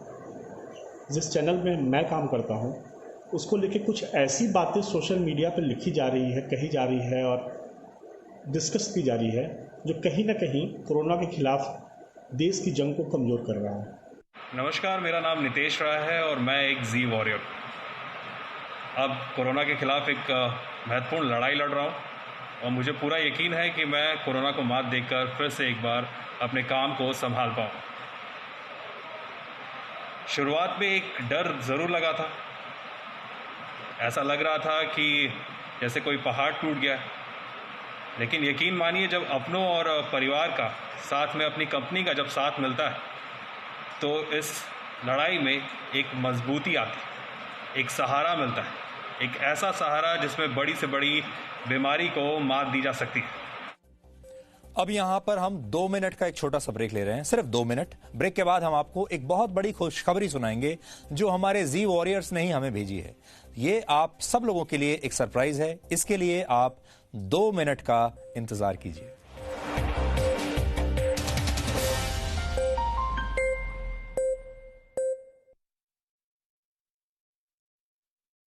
की काया में ही है, आपके अपने अंदर ही है। हम ढूंढते हैं बाहर, हर बात का जवाब हम दूसरे जगह ढूंढते हैं, लेकिन अगर सिंपलिस्टिकली अगर अपने आप से समझें तो आपको अपनी बात का जवाब अपने पास ही मिलेगा। और उसको कोई नेगेटिविटी है या कोई भी ऐसी चीज़ है जो आपकी सक्सेस में बाधा बन रही है, जो आपकी खुशियों के बीच में आड़े आ रही है, उसको जब आपको समझ आया कि मेरे अंदर ये कमी है, उसको ठीक करने के लिए हमें ही चलना पड़ेगा। ये शो हो चाहे मैं हूँ, केवल आपको रास्ता दिखा सकते हैं, रास्ता चलना आपको पड़ेगा। लेकिन आज हम बात करें नेगेटिविटी की। नेगेटिव असर हमारे पर बहुत से होते हैं, लेकिन उससे पहले हम पॉजिटिव बात करेंगे, क्योंकि जब तक हम पॉजिटिव नहीं सोचेंगे तब तक हम जिंदगी में नेगेटिविटी को हटा नहीं सकेंगे। अगर एक कोई बड़े, जैसे आपका कॉलेज है, आपके प्रिंसिपल हैं, उनके टीचर्स हैं, कॉलेज की भलाई के लिए कुछ काम वो सोच रहे हैं, 6-7 लोग अगर बैठे हैं, उसमें से यदि एक व्यक्ति नेगेटिव सोचने वाला भी हो ना, तो वो फ़ायदा कर सकता है, क्योंकि वो जो विषय डिस्कस किया जा रहा है, जो निर्णय आपने लेना है, उस पे नेगेटिव रूप भी वो दिखा सकता है। तो ऐसे व्यक्ति भी हैं जिनके अंदर नेगेटिविटी एक अपना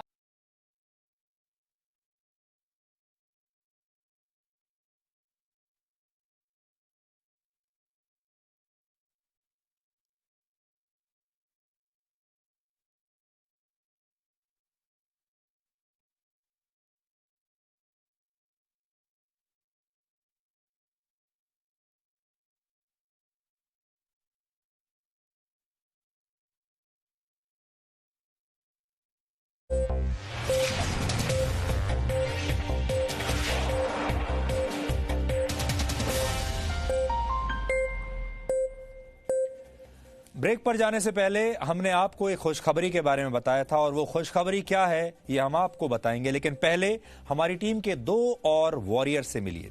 हमारी टीम के 2 और सदस्य हैं, प्रवीण श्रीवास्तव और संदीप श्रीवास्तव। प्रवीण मॉर्निंग शिफ्ट में आप तक खबरें पहुंचाते हैं। उनके परिवार में उनकी पत्नी है, 15 महीने की एक छोटी बेटी है।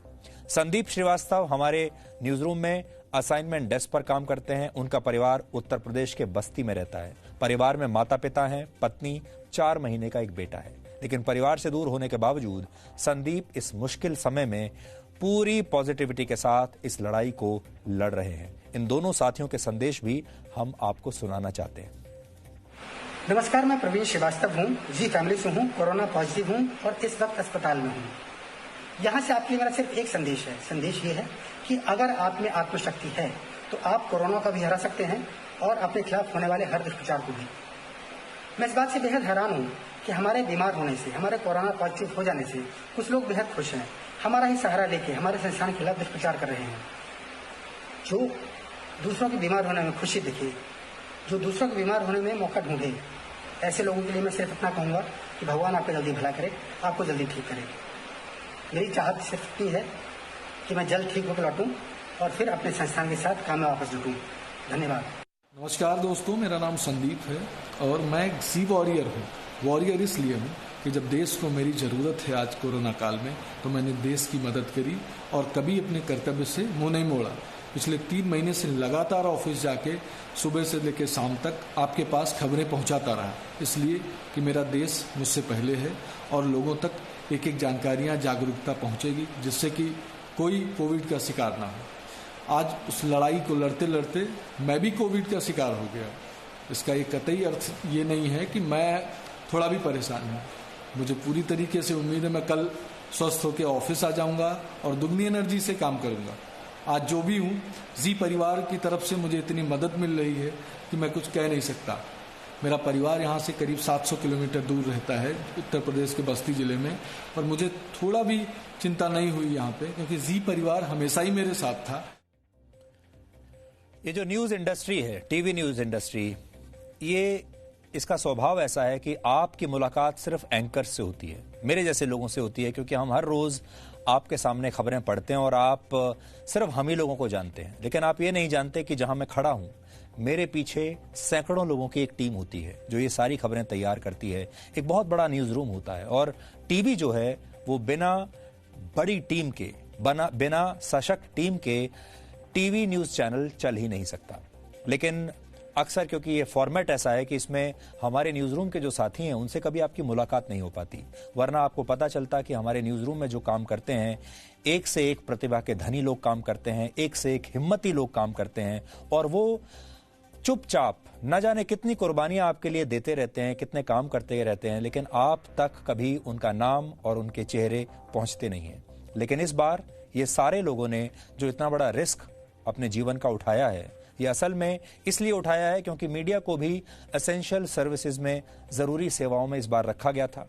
और अगर ये सारे लोग चाहते तो ये भी कह सकते थे कि हम घर से काम करेंगे, हम दफ्तर नहीं आएंगे। हालांकि हमारी टीम में बड़ी संख्या में ऐसे लोग हैं जो घर से काम कर रहे हैं, क्योंकि सोशल डिस्टेंसिंग के लिए ये ज़रूरी है कि हम अपनी टीम को कम से कम 50% की संख्या में ही दफ्तर में बुलाएं, नहीं तो सोशल डिस्टेंसिंग नहीं हो पाएगी। इसलिए हमने अपनी टीम को 2-3 हिस्सों में बांटा है, ए टीम, बी टीम, सी टीम, इस तरीके से। और हम रोटेशन पर ऐसे लोगों को करते हैं कि कुछ लोग दफ्तर आते हैं, कुछ लोग घर से काम करते हैं। लेकिन कुछ ऐसे लोग भी हैं जिनका प्रोफाइल ऐसा है कि वो घर से काम नहीं कर सकते, उन्हें हर रोज दफ्तर में आना ही पड़ेगा, क्योंकि वर्क फ्रॉम होम का जो विकल्प है वो सब लोगों के लिए नहीं है। इसलिए हमारा ये फर्ज था, कर्तव्य था कि हम आपको इन लोगों से मिलवाएं। हमारे लिए आज एक और बहुत शुभ खबर आई है, शुभ समाचार आया है। हमारी जो सबसे बड़ी चिंता थी वो ये थी कि हमारे ऑफिस में जब इतने बड़ी संख्या में लोग कोरोना पॉजिटिव पाए गए, ये लोग पहले हमारे दफ्तर आते थे। आप जानते हैं हमारे दफ्तर में या मीडिया में किसी भी व्यक्ति की जो शिफ्ट है, दफ्तर की शिफ्ट, वो 9 से 10 घंटे की होती है।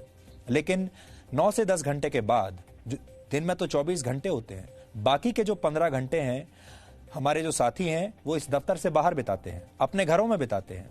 तो अगर कोई कोरोना पॉजिटिव है, हम ये नहीं कह सकते कि ये इन्फेक्शन किसी को भी कहां से लगता है, दफ्तर से लगता है, घर से लगता है, रास्ते में जब आते हैं तब लगता है, नहीं बता सकते।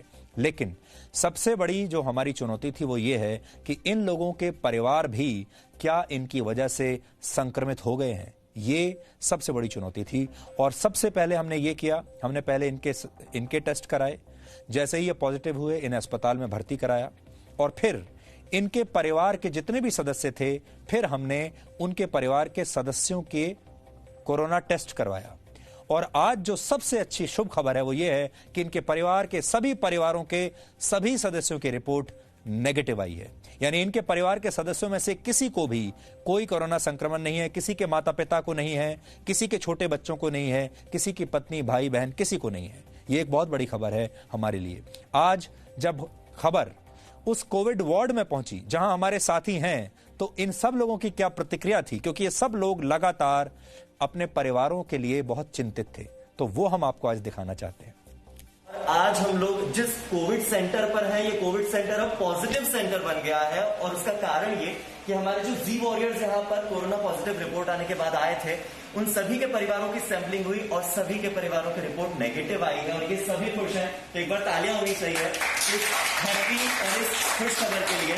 भुवनेश सर हैं जिनकी फैमिली में 4 लोग हैं जो कि नेगेटिव निकले। भुवनेश सर, आपको कैसा लग रहा है कि आपकी फैमिली सब सिक्योर है, सबकी रिपोर्ट नेगेटिव आई है? मुझे अभी थोड़ी देर पहले ही पता चला और सुनकर इतनी खुशी हुई कि हमारी आधी टेंशन दूर हो गई और हमने मानो कि आधी जंग जीत ली है।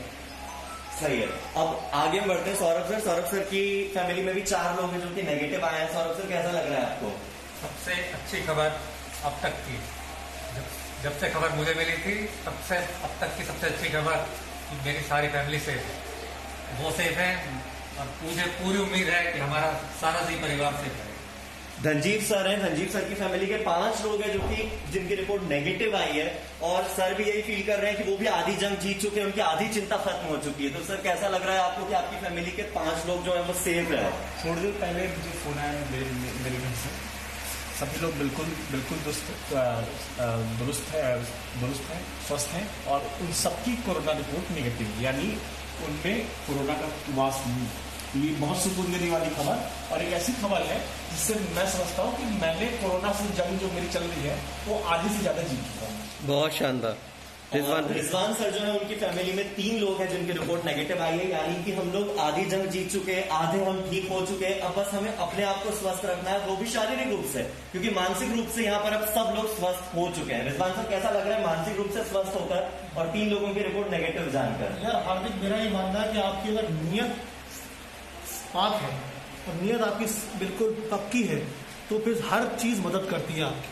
तो ऊपर वाले ने और सब ने हम लोगों के लिए दुआएं मांगी और आज हम लोग जीत गए आधी जंग। और आधी भी जंग बहुत जल्दी जीत के हम सब वापस जाएंगे और हम सबके परिवार सुरक्षित रहेंगे। अच्छा, एक चीज मैं आपको और बताना चाहता हूँ, पिछले कई दिनों से जब से ये पूरा नैरेटिव सेट किया गया कि जी जो है गलत किया, संस्थान ने गलत किया, जी के एम्प्लॉयज ने गलत किया, आज मैं पूरे यकीन के साथ कह सकता हूँ कि जी गलत नहीं था। और मैं तो आज खुद कह रहा हूँ कि जी बहुत ही पॉजिटिव है। यस, जी पॉजिटिव है क्योंकि यहाँ के जो लोग हैं वो पॉजिटिव है, वो पैशनेट है, वो इनोवेटिव है, उनके पास ऐसी टीम है जो कि इस लड़ाई को चुटकी में जीत के दिखाएगी। ठीक है। तो ये अस्पताल का वो वार्ड है जहां जी न्यूज की टीम इस समय एडमिट है, और जिस टीम में इतनी पॉजिटिविटी हो तो उसके सामने कोई भी दुष्प्रचार या कोई भी वायरस कैसे टिक सकता है। पूरा जी परिवार इस वक्त एकजुट है और हमारे मनोबल को कोई तोड़ नहीं सकता। अब हमारी जो अगली कोशिश है वो ये है कि हमारे जी न्यूज में जो बाकी के लोग हैं, अब हम उनके टेस्ट लगातार अलग अलग फेजेस में करवा रहे हैं, क्योंकि हम इस पूरे न्यूज रूम को, पूरे दफ्तर को सेफ रखना चाहते हैं। अब बैचेस में हमने उसके छोटे छोटे बैचेस बनाए हैं। अब उन बैचेस में हमारे बाकी के साथियों के कोरोना टेस्ट हो रहे हैं, चल रहे हैं। उम्मीद करते हैं कि नेगेटिव ही होंगे, लेकिन अगर पॉजिटिव भी होगा तो हम अपनी पॉजिटिविटी से इस वायरस को हराएंगे। जी वॉरियर्स के हिम्मत और हौसले पर समर्थन देने के लिए आज युवा राजनीतिक विश्लेषक शहजाद पूनावाला ने हमें एक कविता भेजी है। शहजाद को आपने कई न्यूज चैनल्स पर डिबेट्स में अक्सर देखा होगा। आज हम शहजाद पूनावाला की ये कविता जो उन्होंने जी न्यूज के लिए लिखी है आपके साथ शेयर करना चाहते हैं। वक्त भले ही हो मुश्किल, दुश्मन भले ही करे आघात, तू थकेगा नहीं, तू रुकेगा नहीं, चलो चले जी न्यूज के साथ। राष्ट्रवाद की आवाज दबेगी नहीं, सच्चाई की तलाश थमेगी नहीं, मिलकर देंगे कोरोना को मात, चलो चले जी न्यूज के साथ। हौसले तेरे कभी कम न हो, दे पटकनी तू हर चुनौती को, दिखाता रहे तू जन जन की बात, चलो चले जी न्यूज के साथ। ले शपथ आज तू, ले तू ये वचन, अच्छाई पर टिक नहीं पाएगी बुराई का दमन। होगी नहीं सुबह, बदलेंगे जरूर ये हालात, चलो चले जी न्यूज के साथ।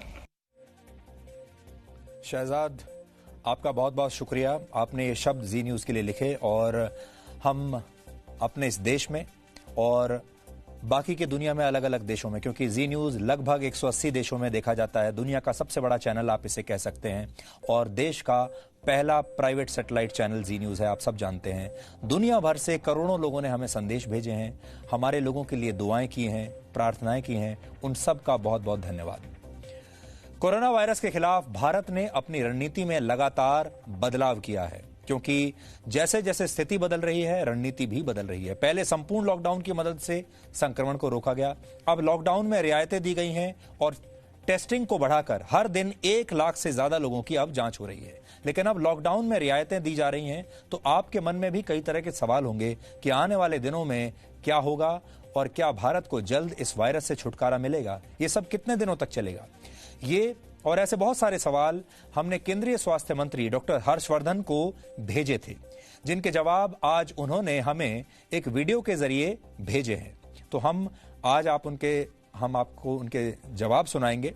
तो हमारा उनसे पहला सवाल था कि स्वास्थ्य मंत्री होने के नाते और एक डॉक्टर होने के नाते वो लॉकडाउन के चौथे चरण को किस तरह से देखते हैं। लॉकडाउन का चौथा चरण 31 मई तक चलेगा, क्या इतने समय में संक्रमण काबू में आ जाएगा?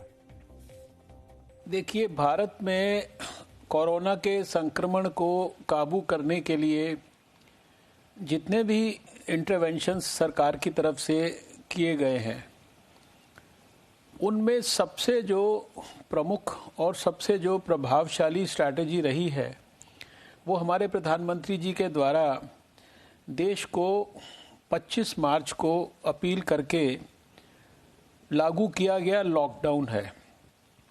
अब आप विश्लेषण करिए कि 135 करोड़ लोगों के देश में लगभग 4 महीने के बाद 1 लाख केसेस हमारे देश में कोरोना के संक्रमण के हुए हैं। इसमें से 39,000 से ज़्यादा मरीज ठीक ठाक होकर अपने घर वापस लौट चुके हैं। लॉकडाउन के प्रारंभ होने से पहले हमारे देश में डबलिंग रेट 3 दिन या 4 दिन के बीच में रहता था। आज हमारा जो डबलिंग रेट है वो 12 दिन, 13 दिन, 14 दिन ऐसे बदलता रहता है। दुनिया में सबसे कम हमारा मॉर्टेलिटी रेट है 3.1%। और अब जब दूसरा लॉकडाउन खत्म हुआ और हमने तीसरा प्रारंभ किया, तीसरा जो लॉकडाउन का फेज खत्म हुआ और हमने चौथा फेज प्रारंभ किया, तो आपने स्वयं देखा कि हमने उसमें कितनी सारी रियायतें की, कितने सारे रिलैक्सेशंस करने शुरू किए। और चौथे लॉकडाउन में तीसरे लॉकडाउन के मुकाबले और ज़्यादा रिलैक्सेशंस हमने किए। इसका सीधे सीधे ये अभिप्राय था कि हमें बीमारी के बारे में जो हमारा कंट्रोल है उसकी ज़्यादा समझ थी, ज़्यादा हमारे पास जानकारी थी, हमारी स्ट्रैटेजी ज़्यादा प्रभावशाली थी और हमें अपनी स्ट्रैटेजी निर्धारित करने के लिए पर्याप्त अनुभव हो चुका था। डॉक्टर हर्षवर्धन से हमारा दूसरा सवाल था कि जिस तरह से हर दिन संक्रमण के मामले अब लगातार बढ़ रहे हैं, उससे निपटने के लिए क्या सरकार की पूरी तैयारी है या फिर आने वाले दिनों में और कोई बड़ी मुश्किल का सामना हमें करना पड़ सकता है? भारत के बारे में एक्सपर्ट्स ने मिलियंस ऑफ केसेस के बारे में एक प्रकार से भविष्यवाणी की, संभावनाएं व्यक्त की। हमने जबकि केसेस तो अभी 1 लाख हुए हैं, लेकिन विषम से विषम परिस्थिति आने पर भी देश में भयंकर तरीके से, भगवान ना करे ऐसी स्थिति कभी आए और मुझे व्यक्तिगत तौर पर ऐसी कोई उम्मीद भी नहीं है कि ऐसा होगा, हमने उस विषम परिस्थिति का भी ख्याल करके इमेजिनेशन के अंदर भी उसके हिसाब से तैयारी की है।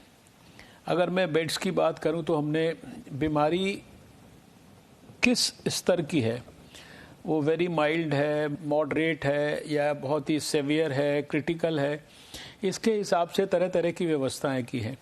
हमने डेडिकेटेड कोविड के अस्पताल बनाए हैं, उनको कोविड हॉस्पिटल्स हमने कहा है, डेडिकेटेड कोविड हॉस्पिटल।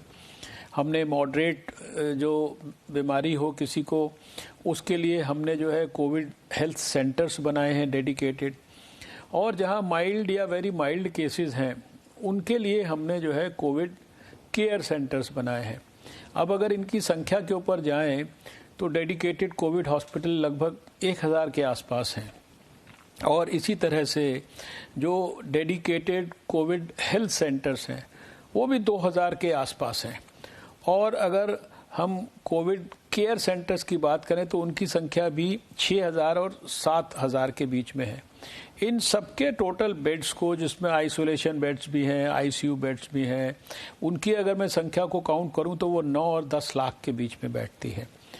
इसमें पर्याप्त मात्रा में ऑक्सीजन वाले बेड्स, आईसीयू वाले बेड्स, वेंटिलेटर्स वाले बेड, इन सबका पर्याप्त इंतजाम किया गया है देश के अंदर। हमारे पास डेडिकेटेड वेंटिलेटर्स वाले बेड हैं, फिर भी हमने 60,000 और वेंटिलेटर्स को खरीदने का इंतजाम किया है। सारे देश के अंदर अभी तक हम लगभग 60 लाख पीपीईज और 95 लाख N95 मास्क जो है हम बांट चुके हैं। और जो भी आवश्यकताएं हैं उन सबकी पूर्ति के लिए सारे देश में हमने पर्याप्त तैयारी करके रखी है और हमें पूरा विश्वास है कि इन सारी तैयारियों की ज़रूरत नहीं पड़ेगी। इनका शायद इस्तेमाल भी इस प्रकार से नहीं होगा, लेकिन हमने अपनी प्लानिंग में कोई किसी भी तरह की कसर नहीं छोड़ी है। पूरे देश को मैं विश्वास दिलाना चाहता हूं कि अगर हमको ज़रूरत पड़ेगी तो हमें किसी भी प्रकार से हेल्थ फैसिलिटी की कमी के कारण कहीं पर भी कोई तकलीफ नहीं होगी। डॉक्टर हर्षवर्धन से हमने तीसरा सवाल ये पूछा कि उन्हें क्या लगता है कि भारत कब तक इस संक्रमण पर काबू पा लेगा। देखिए, हमारा चाइना के साथ ना तो कोई कंपैरिजन हो सकता है। आप you look at the big picture. आप हमारा जो कंपैरिजन है सारे दुनिया के बाकी देशों के साथ करिए, नंबर 1। दूसरा, चाइना की जो टेस्टिंग स्ट्रैटेजी है उसका विश्लेषण करिए, कितनी बार उन्होंने अपनी टेस्टिंग स्ट्रैटेजी को बदला। उन्होंने 13 फरवरी को ही अपनी टेस्टिंग स्ट्रैटेजी को बदल दिया था। उनके जो डाटाज में लगातार कुछ ना कुछ इनकन्सिस्टेंसीज बराबर बनी रही हैं। उनके यहाँ जो अनफॉर्चुनेट डेथ्स हुई उस नंबर को देखिए और हमारे यहाँ के नंबर्स को देखिए। हम कहाँ 8% 9% के रिकवरी रेट से शुरू करके आज 39-40% के रिकवरी रेट तक पहुँच गए हैं। और ये 4 महीने के अंदर हमारे यहाँ पर पिक्चर जो है बिग पिक्चर आई है, जिस पिक्चर के अंदर हम दुनिया के हर देश से हर पैरामीटर के ऊपर बेहतर कर रहे हैं। हम टेस्टिंग कितने बड़े लेवल पर कर रहे हैं, हम प्रोएक्टिवली सारे देश में केसेस को ढूंढ रहे हैं, सर्च कर रहे हैं, एक्टिवली सर्च कर रहे हैं। एक दिन में 1 लाख से ज़्यादा लोगों को हम टेस्ट कर रहे हैं और इतना करने के बावजूद भी हम चैन की सांस नहीं ले रहे हैं। हम उसको भी दिन प्रतिदिन बढ़ाने की कोशिश कर रहे हैं। अनअफेक्टेड डिस्ट्रिक्ट्स में भी ढूंढ के केसेस को हम अपने सिस्टम में ला रहे हैं, क्योंकि हमारी सोच ये है कि हमें अधिकांश लोगों को तुरंत सिस्टम में ले जाकर ठीक करना है और कोशिश ये करनी है कि हमारे यहाँ पर दुर्भाग्यपूर्ण मौतों की संख्या कम से कम रहना चाहिए। और एक और अच्छी खबर यह है कि डॉक्टर हर्षवर्धन का चुनाव वर्ल्ड हेल्थ ऑर्गेनाइजेशन के एग्जीक्यूटिव बोर्ड के अध्यक्ष के तौर पर किया गया है और डॉक्टर हर्षवर्धन ये जिम्मेदारी 22 मई से संभालेंगे। WHO का एग्जीक्यूटिव बोर्ड संयुक्त राष्ट्र का एक बहुत अहम अंग है। एग्जीक्यूटिव बोर्ड का काम योजनाओं और फैसलों को प्रभावी ढंग से लागू करना होता है। हम डॉक्टर हर्षवर्धन को उनकी इस नई भूमिका के लिए शुभकामनाएं देना चाहते हैं और हम उम्मीद करते हैं कि भारत न सिर्फ अपने ही लिए बल्कि पूरी दुनिया के लिए भी कोरोना वायरस के खिलाफ इस युद्ध में एक निर्णायक भूमिका निभाएगा। और बहुत सारे लोग आजकल मुंबई के बारे में बात कर रहे हैं और ये भी कहा जा रहा है कि मुंबई की जो तुलना है अब न्यूयॉर्क से होने लगी है, क्योंकि मुंबई में भी बड़ी संख्या में कोरोना पॉजिटिव केसेस आ रहे हैं। तो क्या मुंबई भारत का न्यूयॉर्क बन गया है? मुंबई के बारे में कहा जा रहा है कि यह अमेरिका के न्यूयॉर्क शहर के रास्ते पर जा रहा है। पूरे अमेरिका में सबसे ज्यादा कोरोना वायरस के केस न्यूयॉर्क में हैं और सबसे ज्यादा मौत भी वहीं पर हुई है। भारत में यही हाल अब मुंबई का है। मुंबई में कोरोना वायरस से संक्रमित लोगों की संख्या 22,746 हो गई है, जबकि वहां अब तक 800 लोगों की मौत हो चुकी है। पिछले 24 घंटे में अकेले मुंबई महानगर पालिका क्षेत्र में ही 43 लोगों की मौत हो चुकी है। पूरे देश में कोरोना वायरस के जितने मरीज हैं उनमें से करीब 21% अकेले मुंबई में है। इसी तरह पूरे देश में कोरोना से जितनी मौत हुई है उनमें से 25% मौत अकेले मुंबई में हुई है। अब आप न्यूयॉर्क के आंकड़े देखिए। अमेरिका में कोरोना के जितने मामले सामने आए उनमें 13% से ज्यादा अकेले न्यूयॉर्क में है, जबकि कोरोना से अमेरिका में हुई कुल मौत का करीब 22% आंकड़ा अकेले न्यूयॉर्क से आया। क्षेत्रफल के हिसाब से मुंबई न्यूयॉर्क का आधा है, लेकिन मुंबई की आबादी न्यूयॉर्क के मुकाबले 1.5 गुना ज्यादा है। इसका मतलब यह हुआ कि प्रति वर्ग किलोमीटर मुंबई में न्यूयॉर्क से 3 गुना ज्यादा लोग रहते हैं। न्यूयॉर्क में प्रति वर्ग किलोमीटर 6,734 लोग रहते हैं, जबकि मुंबई में इतने ही क्षेत्रफल की जनसंख्या 20,694 है। मुंबई की स्थिति इसलिए भी गंभीर है क्योंकि एशिया की सबसे बड़ी स्लम बस्ती धारावी वहीं पर है। अकेले धारावी में ही कोरोना वायरस के 1,378 मामले पाए गए हैं, जबकि इस महामारी से वहां 57 लोगों की मौत हो चुकी है। न्यूयॉर्क में मुंबई के मुकाबले 9 गुना ज्यादा कोरोना वायरस के मामले पाए गए हैं, जबकि वहां मुंबई की तुलना में 270 गुना ज्यादा लोगों की मौत हुई है। लेकिन न्यूयॉर्क में अब कोरोना के नए केस कम हो रहे हैं और मुंबई में यह रफ्तार बढ़ती जा रही है। आप इन आंकड़ों को देखकर दोनों शहरों का अंतर समझ सकते हैं। इसमें दिखाई दे रही लाल रेखा मुंबई की कोरोना लाइन है, जबकि नीली रेखा न्यूयॉर्क की कोरोना लाइन है। शुरुआत में दोनों अगर आप लाइन देखेंगे तो उनका फर्क आपको साफ दिख रहा है। न्यूयॉर्क में मुंबई के मुकाबले कोरोना वायरस के मामले तेजी से बढ़े हुए दिख रहे हैं, लेकिन करीब आधी दूरी तय करने के बाद न्यूयॉर्क में नए केसेस की संख्या कम होने लगी, यानी वहां की ब्लू लाइन समतल होने लगी। दूसरी तरफ मुंबई की जो रेड लाइन है वो धीरे धीरे अब भी ऊपर की तरफ जा रही है, यानी जिसको आप कहते हैं अंग्रेजी में फ्लैटनिंग ऑफ द कर्व। वो फ्लैटनिंग नहीं दिखाई दे रही है आपको मुंबई में, जबकि न्यूयॉर्क की जो कर्व है वो फ्लैट हो रहा है। यानी न्यूयॉर्क के आंकड़े अब थम गए हैं, जबकि मुंबई के आंकड़े अभी भी बढ़ रहे हैं, और यही बात बहुत चिंता पैदा करती है। और अब आज का सवाल, आज आपको यह बताना है कि मशहूर लेखक विलियम शेक्सपियर के गीतों का संग्रह पहली बार कब प्रकाशित हुआ था। आप इस पर रिसर्च कीजिए और ब्रेक के बाद हम आपको इस सवाल का सही जवाब बताएंगे।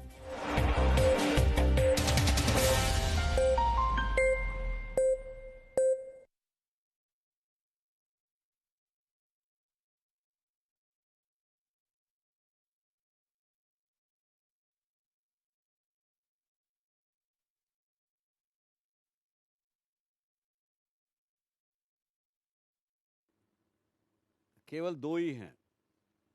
एक ये कि प्रेजेंट में रहो, पास्ट और फ्यूचर में अपने दिमाग को मत जाने दो, और दूसरा ये कि जो कुछ है वो इस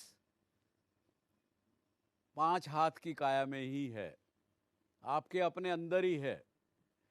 हम ढूंढते हैं बाहर, हर बात का जवाब हम दूसरे जगह ढूंढते हैं, लेकिन अगर सिंपलिस्टिकली अगर अपने आप से समझें तो आपको अपनी बात का जवाब अपने पास ही मिलेगा। और उसको कोई नेगेटिविटी है या कोई भी ऐसी चीज़ है जो आपकी सक्सेस में बाधा बन रही है, जो आपकी खुशियों के बीच में आड़े आ रही है, उसको जब आपको समझ आया कि मेरे अंदर ये कमी है, उसको ठीक करने के लिए हमें ही चलना पड़ेगा। ये शो हो चाहे मैं हूँ, केवल आपको रास्ता दिखा सकते हैं, रास्ता चलना आपको पड़ेगा। लेकिन आज हम बात करें नेगेटिविटी की। नेगेटिव असर हमारे पर बहुत से होते हैं, लेकिन उससे पहले हम पॉजिटिव बात करेंगे, क्योंकि जब तक हम पॉजिटिव नहीं सोचेंगे तब तक हम जिंदगी में नेगेटिविटी को हटा नहीं सकेंगे। अगर एक कोई बड़े, जैसे आपका कॉलेज है, आपके प्रिंसिपल हैं, उनके टीचर्स हैं, कॉलेज की भलाई के लिए कुछ काम वो सोच रहे हैं, 6-7 लोग अगर बैठे हैं, उसमें से यदि एक व्यक्ति नेगेटिव सोचने वाला भी हो ना, तो वो फ़ायदा कर सकता है, क्योंकि वो जो विषय डिस्कस किया जा रहा है, जो निर्णय आपने लेना है, उस पे नेगेटिव रूप भी वो दिखा सकता है। तो ऐसे व्यक्ति भी हैं जिनके अंदर नेगेटिविटी एक अपना टैलेंट होता है। उसको नेगेटिव मतलब बहुत एक बुराई के रूप में नहीं सोच के, अगर ये सोचें कि उसके अंदर एक ये टैलेंट है जो कि जन्म से उनको मिला है, तो ऐसे इंसान अच्छे सिक्योरिटी ऑफिसर हो सकते हैं, वो अच्छे एनालिस्ट हो सकते हैं। किसी बात को एनालाइज करना हो तो उसको एनालिसिस ठीक से करके आपके सामने रख सकते हैं। वो लोग जो बिजनेस के अंदर कोई फेलियर होने वाला है उसको पहले देख सकते हैं, क्योंकि नेगेटिव बात सोचेंगे, नेगेटिव क्वेश्चन करेंगे। तो इस प्रकार के रोल में यदि नेगेटिव सोचने वाला व्यक्ति लगाया जाए तो वहाँ पे वो एसेट हो सकता है। लेकिन नेगेटिविटी की कुछ अच्छाइयाँ भी हैं, ये भी हमको सोच के चलना पड़ेगा। और कभी आपको लगे कि मेरे अंदर नेगेटिविटी कुछ है आपके अपने अंदर, उसको स्ट्रेंथ में कैसे बदला जाए, ये भी जान लेना बहुत ज़रूरी होगा। No signal, no worry. Presenting Z News app with live TV, latest updates and expert opinion. Available on Google Play and App Store. Download it now.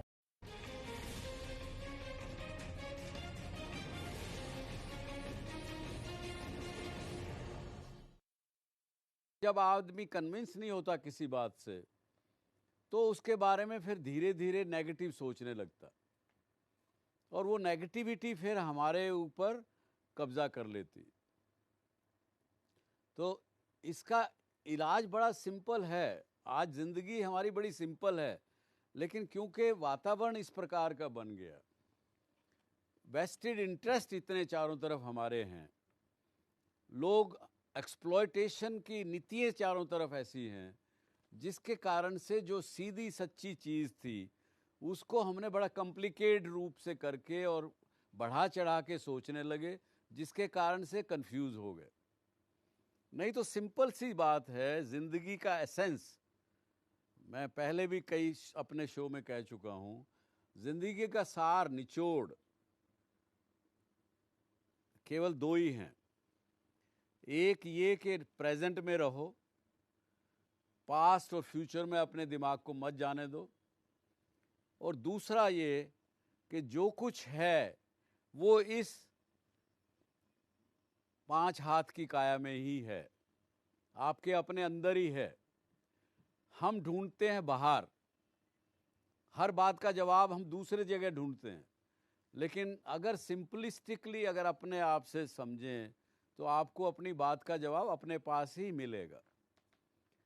और उसको कोई नेगेटिविटी है या कोई भी ऐसी चीज़ है जो आपकी सक्सेस में बाधा बन रही है, जो आपकी खुशियों के बीच में आड़े आ रही है, उसको जब आपको समझ आया कि मेरे अंदर ये कमी है, उसको ठीक करने के लिए हमें ही चलना पड़ेगा। ये शो हो चाहे मैं हूँ, केवल आपको रास्ता दिखा सकते हैं, रास्ता चलना आपको पड़ेगा। लेकिन आज हम बात करें नेगेटिविटी की। नेगेटिव असर हमारे पर बहुत से होते हैं, लेकिन उससे पहले हम पॉजिटिव बात करेंगे, क्योंकि जब तक हम पॉजिटिव नहीं सोचेंगे तब तक हम जिंदगी में नेगेटिविटी को हटा नहीं सकेंगे।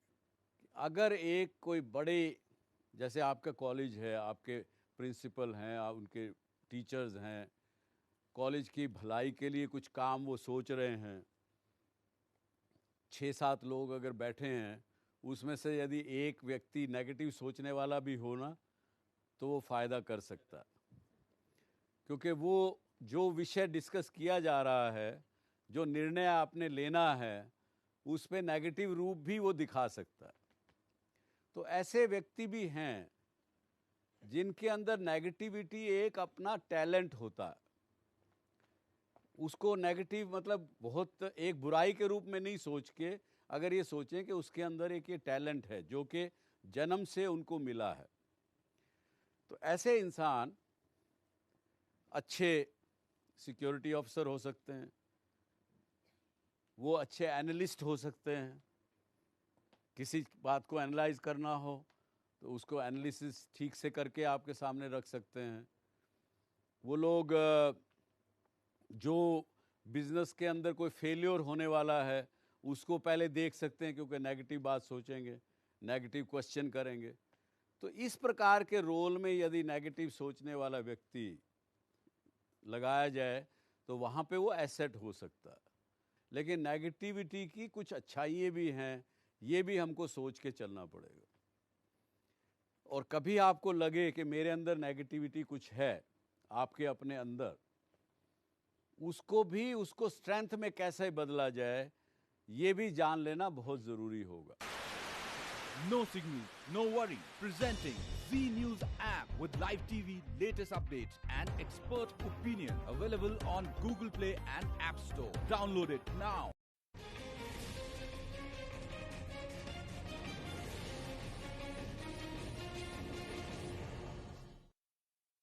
जब आदमी कन्विंस नहीं होता किसी बात से, तो उसके बारे में फिर धीरे धीरे नेगेटिव सोचने लगता, और वो नेगेटिविटी फिर हमारे ऊपर कब्जा कर लेती। तो इसका इलाज बड़ा सिंपल है। आज ज़िंदगी हमारी बड़ी सिंपल है, लेकिन क्योंकि वातावरण इस प्रकार का बन गया, वेस्टेड इंटरेस्ट इतने चारों तरफ हमारे हैं, लोग एक्सप्लॉयटेशन की नीतियाँ चारों तरफ ऐसी हैं, जिसके कारण से जो सीधी सच्ची चीज़ थी उसको हमने बड़ा कॉम्प्लिकेटेड रूप से करके और बढ़ा चढ़ा के सोचने लगे, जिसके कारण से कंफ्यूज हो गए। नहीं तो सिंपल सी बात है, ज़िंदगी का एसेंस मैं पहले भी कई अपने शो में कह चुका हूँ, ज़िंदगी का सार निचोड़ केवल दो ही हैं। एक ये कि प्रेजेंट में रहो, पास्ट और फ्यूचर में अपने दिमाग को मत जाने दो, और दूसरा ये कि जो कुछ है वो इस 5 हाथ की काया में ही है, आपके अपने अंदर ही है। हम ढूंढते हैं बाहर, हर बात का जवाब हम दूसरे जगह ढूंढते हैं, लेकिन अगर सिंपलिस्टिकली अगर अपने आप से समझें तो आपको अपनी बात का जवाब अपने पास ही मिलेगा। और उसको कोई नेगेटिविटी है या कोई भी ऐसी चीज़ है जो आपकी सक्सेस में बाधा बन रही है, जो आपकी खुशियों के बीच में आड़े आ रही है, उसको जब आपको समझ आया कि मेरे अंदर ये कमी है, उसको ठीक करने के लिए हमें ही चलना पड़ेगा। ये शो हो चाहे मैं हूँ, केवल आपको रास्ता दिखा सकते हैं, रास्ता चलना आपको पड़ेगा। लेकिन आज हम बात करें नेगेटिविटी की। नेगेटिव असर हमारे पर बहुत से होते हैं, लेकिन उससे पहले हम पॉजिटिव बात करेंगे, क्योंकि जब तक हम पॉजिटिव नहीं सोचेंगे तब तक हम जिंदगी में नेगेटिविटी को हटा नहीं सकेंगे। अगर एक कोई बड़े, जैसे आपका कॉलेज है, आपके प्रिंसिपल हैं, आप उनके टीचर्स हैं, कॉलेज की भलाई के लिए कुछ काम वो सोच रहे हैं, 6-7 लोग अगर बैठे हैं, उसमें से यदि एक व्यक्ति नेगेटिव सोचने वाला भी हो ना, तो वो फ़ायदा कर सकता है, क्योंकि वो जो विषय डिस्कस किया जा रहा है, जो निर्णय आपने लेना है, उस पे नेगेटिव रूप भी वो दिखा सकता है। तो ऐसे व्यक्ति भी हैं जिनके अंदर नेगेटिविटी एक अपना टैलेंट होता है। उसको नेगेटिव मतलब बहुत एक बुराई के रूप में नहीं सोच के, अगर ये सोचें कि उसके अंदर एक ये टैलेंट है जो कि जन्म से उनको मिला है, तो ऐसे इंसान अच्छे सिक्योरिटी ऑफिसर हो सकते हैं, वो अच्छे एनालिस्ट हो सकते हैं। किसी बात को एनालाइज करना हो तो उसको एनालिसिस ठीक से करके आपके सामने रख सकते हैं। वो लोग जो बिजनेस के अंदर कोई फेलियर होने वाला है उसको पहले देख सकते हैं, क्योंकि नेगेटिव बात सोचेंगे, नेगेटिव क्वेश्चन करेंगे। तो इस प्रकार के रोल में यदि नेगेटिव सोचने वाला व्यक्ति लगाया जाए तो वहाँ पे वो एसेट हो सकता है। लेकिन नेगेटिविटी की कुछ अच्छाइयाँ भी हैं, ये भी हमको सोच के चलना पड़ेगा। और कभी आपको लगे कि मेरे अंदर नेगेटिविटी कुछ है आपके अपने अंदर, उसको स्ट्रेंथ में कैसे बदला जाए, ये भी जान लेना बहुत ज़रूरी होगा। No signal, no worry. Presenting Z News app with live TV, latest updates and expert opinion. Available on Google Play and App Store. Download it now.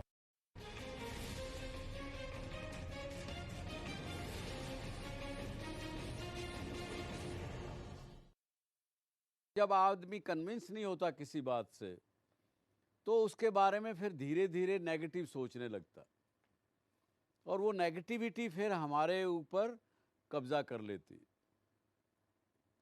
तो इसका इलाज बड़ा सिंपल है। आज ज़िंदगी हमारी बड़ी सिंपल है, लेकिन क्योंकि वातावरण इस प्रकार का बन गया, वेस्टेड इंटरेस्ट इतने चारों तरफ हमारे हैं, लोग एक्सप्लॉयटेशन की नीतियाँ चारों तरफ ऐसी हैं, जिसके कारण से जो सीधी सच्ची चीज़ थी उसको हमने बड़ा कॉम्प्लिकेटेड रूप से करके और बढ़ा चढ़ा के सोचने लगे, जिसके कारण से कंफ्यूज हो गए।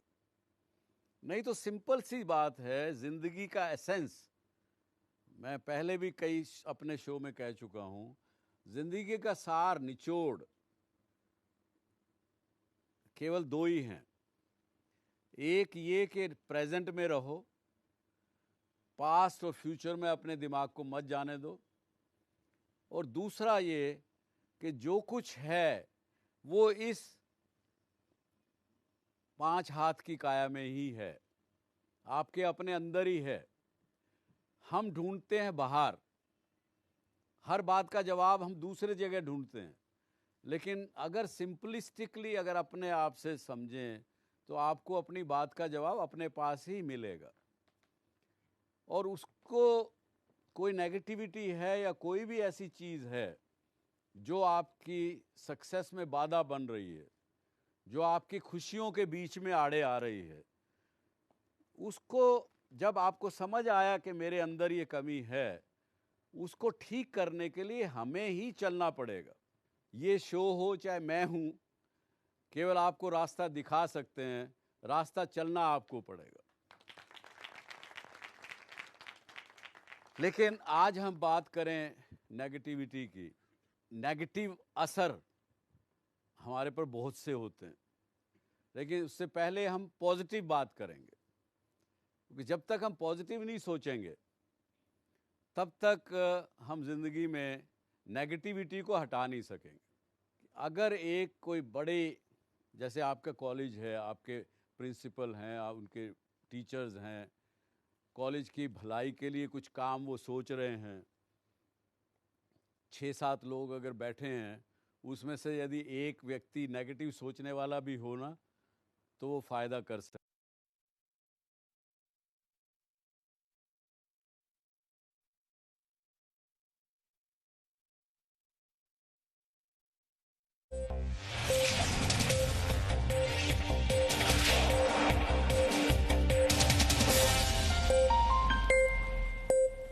और अब आखिर में देखते हैं कि आज के इतिहास में क्या लिखा है। वर्ष 1932 में आज ही के दिन भारत के महान स्वतंत्रता सेनानी बिपिन चंद्र पाल का निधन हुआ था। लाला लाजपत राय और बाल गंगाधर तिलक के साथ बिपिन चंद्र पाल ने भी भारत की स्वतंत्रता के लिए संघर्ष किया था और इन तीनों को लाल बाल पाल की तिगड़ी कहा जाता था। बिपिन चंद्र पाल ने वर्ष 1905 में बंगाल के विभाजन के विरोध में अंग्रेजों के खिलाफ आंदोलन किया था। उन्होंने स्वदेशी वस्तुओं के प्रयोग और विदेशी वस्तुओं के बहिष्कार की नीति को अपनाकर अंग्रेजों को चुनौती दी थी और इस आंदोलन में उन्हें बड़े पैमाने पर जनता का समर्थन मिला था। और आपने देखा होगा, आज भी हम भारत को ऐसे ही आत्मनिर्भर बनाने की कोशिश कर रहे हैं, जिसमें स्वदेशी पर जोर दिया जा रहा है। वर्ष 1609 में आज ही के दिन विलियम शेक्सपियर के सोनेट्स यानी कविताओं का संग्रह पहली बार प्रकाशित किया गया था। माना जाता है कि थॉमस थॉप नामक ब्रिटिश प्रकाशक ने बिना शेक्सपियर की सहमति के इसे प्रकाशित कर दिया था।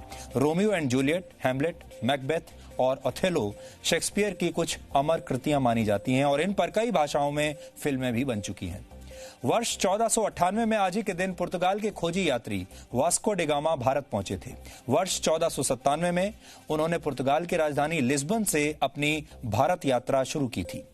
वास्को डे गामा समुद्र के रास्ते भारत पहुंचने वाले पहले यूरोपियन थे और उन्होंने ही यूरोप और भारत को जोड़ने वाले समुद्री रास्ते की खोज की थी। वास्को डे गामा अपनी पहली यात्रा के दौरान केरल में कोझिकोड पहुंचे थे और कोझिकोड को आज आप कैलिकट के नाम से भी जानते हैं। वर्ष 1873 में आज ही के दिन लीवाई स्ट्रॉस और जेकब डेविस को संयुक्त रूप से तांबे के रिवेट्स यानी पिन वाली नीली जीन्स के लिए पेटेंट मिला था। जीन्स में तांबे के पिन लगाने की वजह थी जीन्स के उन हिस्सों को मजबूती देना जो ज्यादा घिसने की वजह से फट जाते थे। लीवाई स्ट्रॉस ने ही जीन्स बनाने वाली दुनिया की पहली कंपनी की शुरुआत की थी। हालांकि जेकब डेविस नामक एक दर्जी ने वर्ष 1871 में पहली बार जीन्स बनाई थी। जीन्स सबसे पहले काउबॉयज और खदानों में काम करने वाले लोगों के लिए बनाई गई थी, वही इसे पहनते थे और बाद में ये पूरी दुनिया में बहुत लोकप्रिय हो गई। आज की तारीख में दुनिया में हर वर्ष 450 करोड़ जीन्स बेची जाती हैं। आज ही के दिन वर्ष 1891 में मशहूर वैज्ञानिक थॉमस एल्वा एडिसन ने किनेटोस्कोप के पहले प्रोटोटाइप को दुनिया के सामने पेश किया था। किनेटोस्कोप को शुरुआती मोशन पिक्चर या फिल्म दिखाने वाला डिवाइस माना जा सकता है, जिसमें एक वक्त पर एक व्यक्ति द्वारा किनेटोस्कोप के ऊपर लगे पीप होल व्यूअर से तेजी से चलती तस्वीरों को देखा जा सकता था। किनेटोस्कोप से जुड़ी ये तारीख सिनेमा के इतिहास में बहुत महत्वपूर्ण तारीख मानी जाती है। और वर्ष 1900 में आज ही के दिन हिंदी साहित्य के जाने माने कवि सुमित्रा नंदन पंत का जन्म उत्तराखंड के कोसानी में हुआ था। सुमित्रा नंदन पंत हिंदी साहित्य में छायावादी युग के महान कवियों में से एक थे। यहाँ एक दिलचस्प बात आपको ये भी बता दें कि अमिताभ बच्चन के पिता हरिवंश राय बच्चन ने पहले उनका नाम इनकलाब रखा था, लेकिन बाद में सुमित्रा नंदन पंत के सुझाव पर उनका नाम इनकलाब की जगह अमिताभ रख दिया गया। सुमित्रा नंदन पंत को वर्ष 1960 में साहित्य अकादमी पुरस्कार, फिर वर्ष 1961 में पद्म भूषण और वर्ष 1968 में ज्ञानपीठ अवार्ड से सम्मानित किया गया था। ग्रंथि, गुंजन, युगांत, स्वर्णधुली और सत्यकाम उनकी कुछ खास रचनाएं मानी जाती हैं। तो डीएनए में आज इतना ही। अब आपसे हमारी मुलाकात होगी कल रात 9 बजे। तब तक आप खुश रहिए, सुरक्षित रहिए, स्वस्थ रहिए। और मुस्कुराहट बड़ी से बड़ी नकारात्मक शक्ति के हौसले तोड़ देती है, इसलिए मुसीबत की घड़ी में सदा मुस्कुराते रहिए। आपके दुश्मनों के हौसले आपकी मुस्कुराहट से ही पस्त हो जाएंगे। नमस्कार।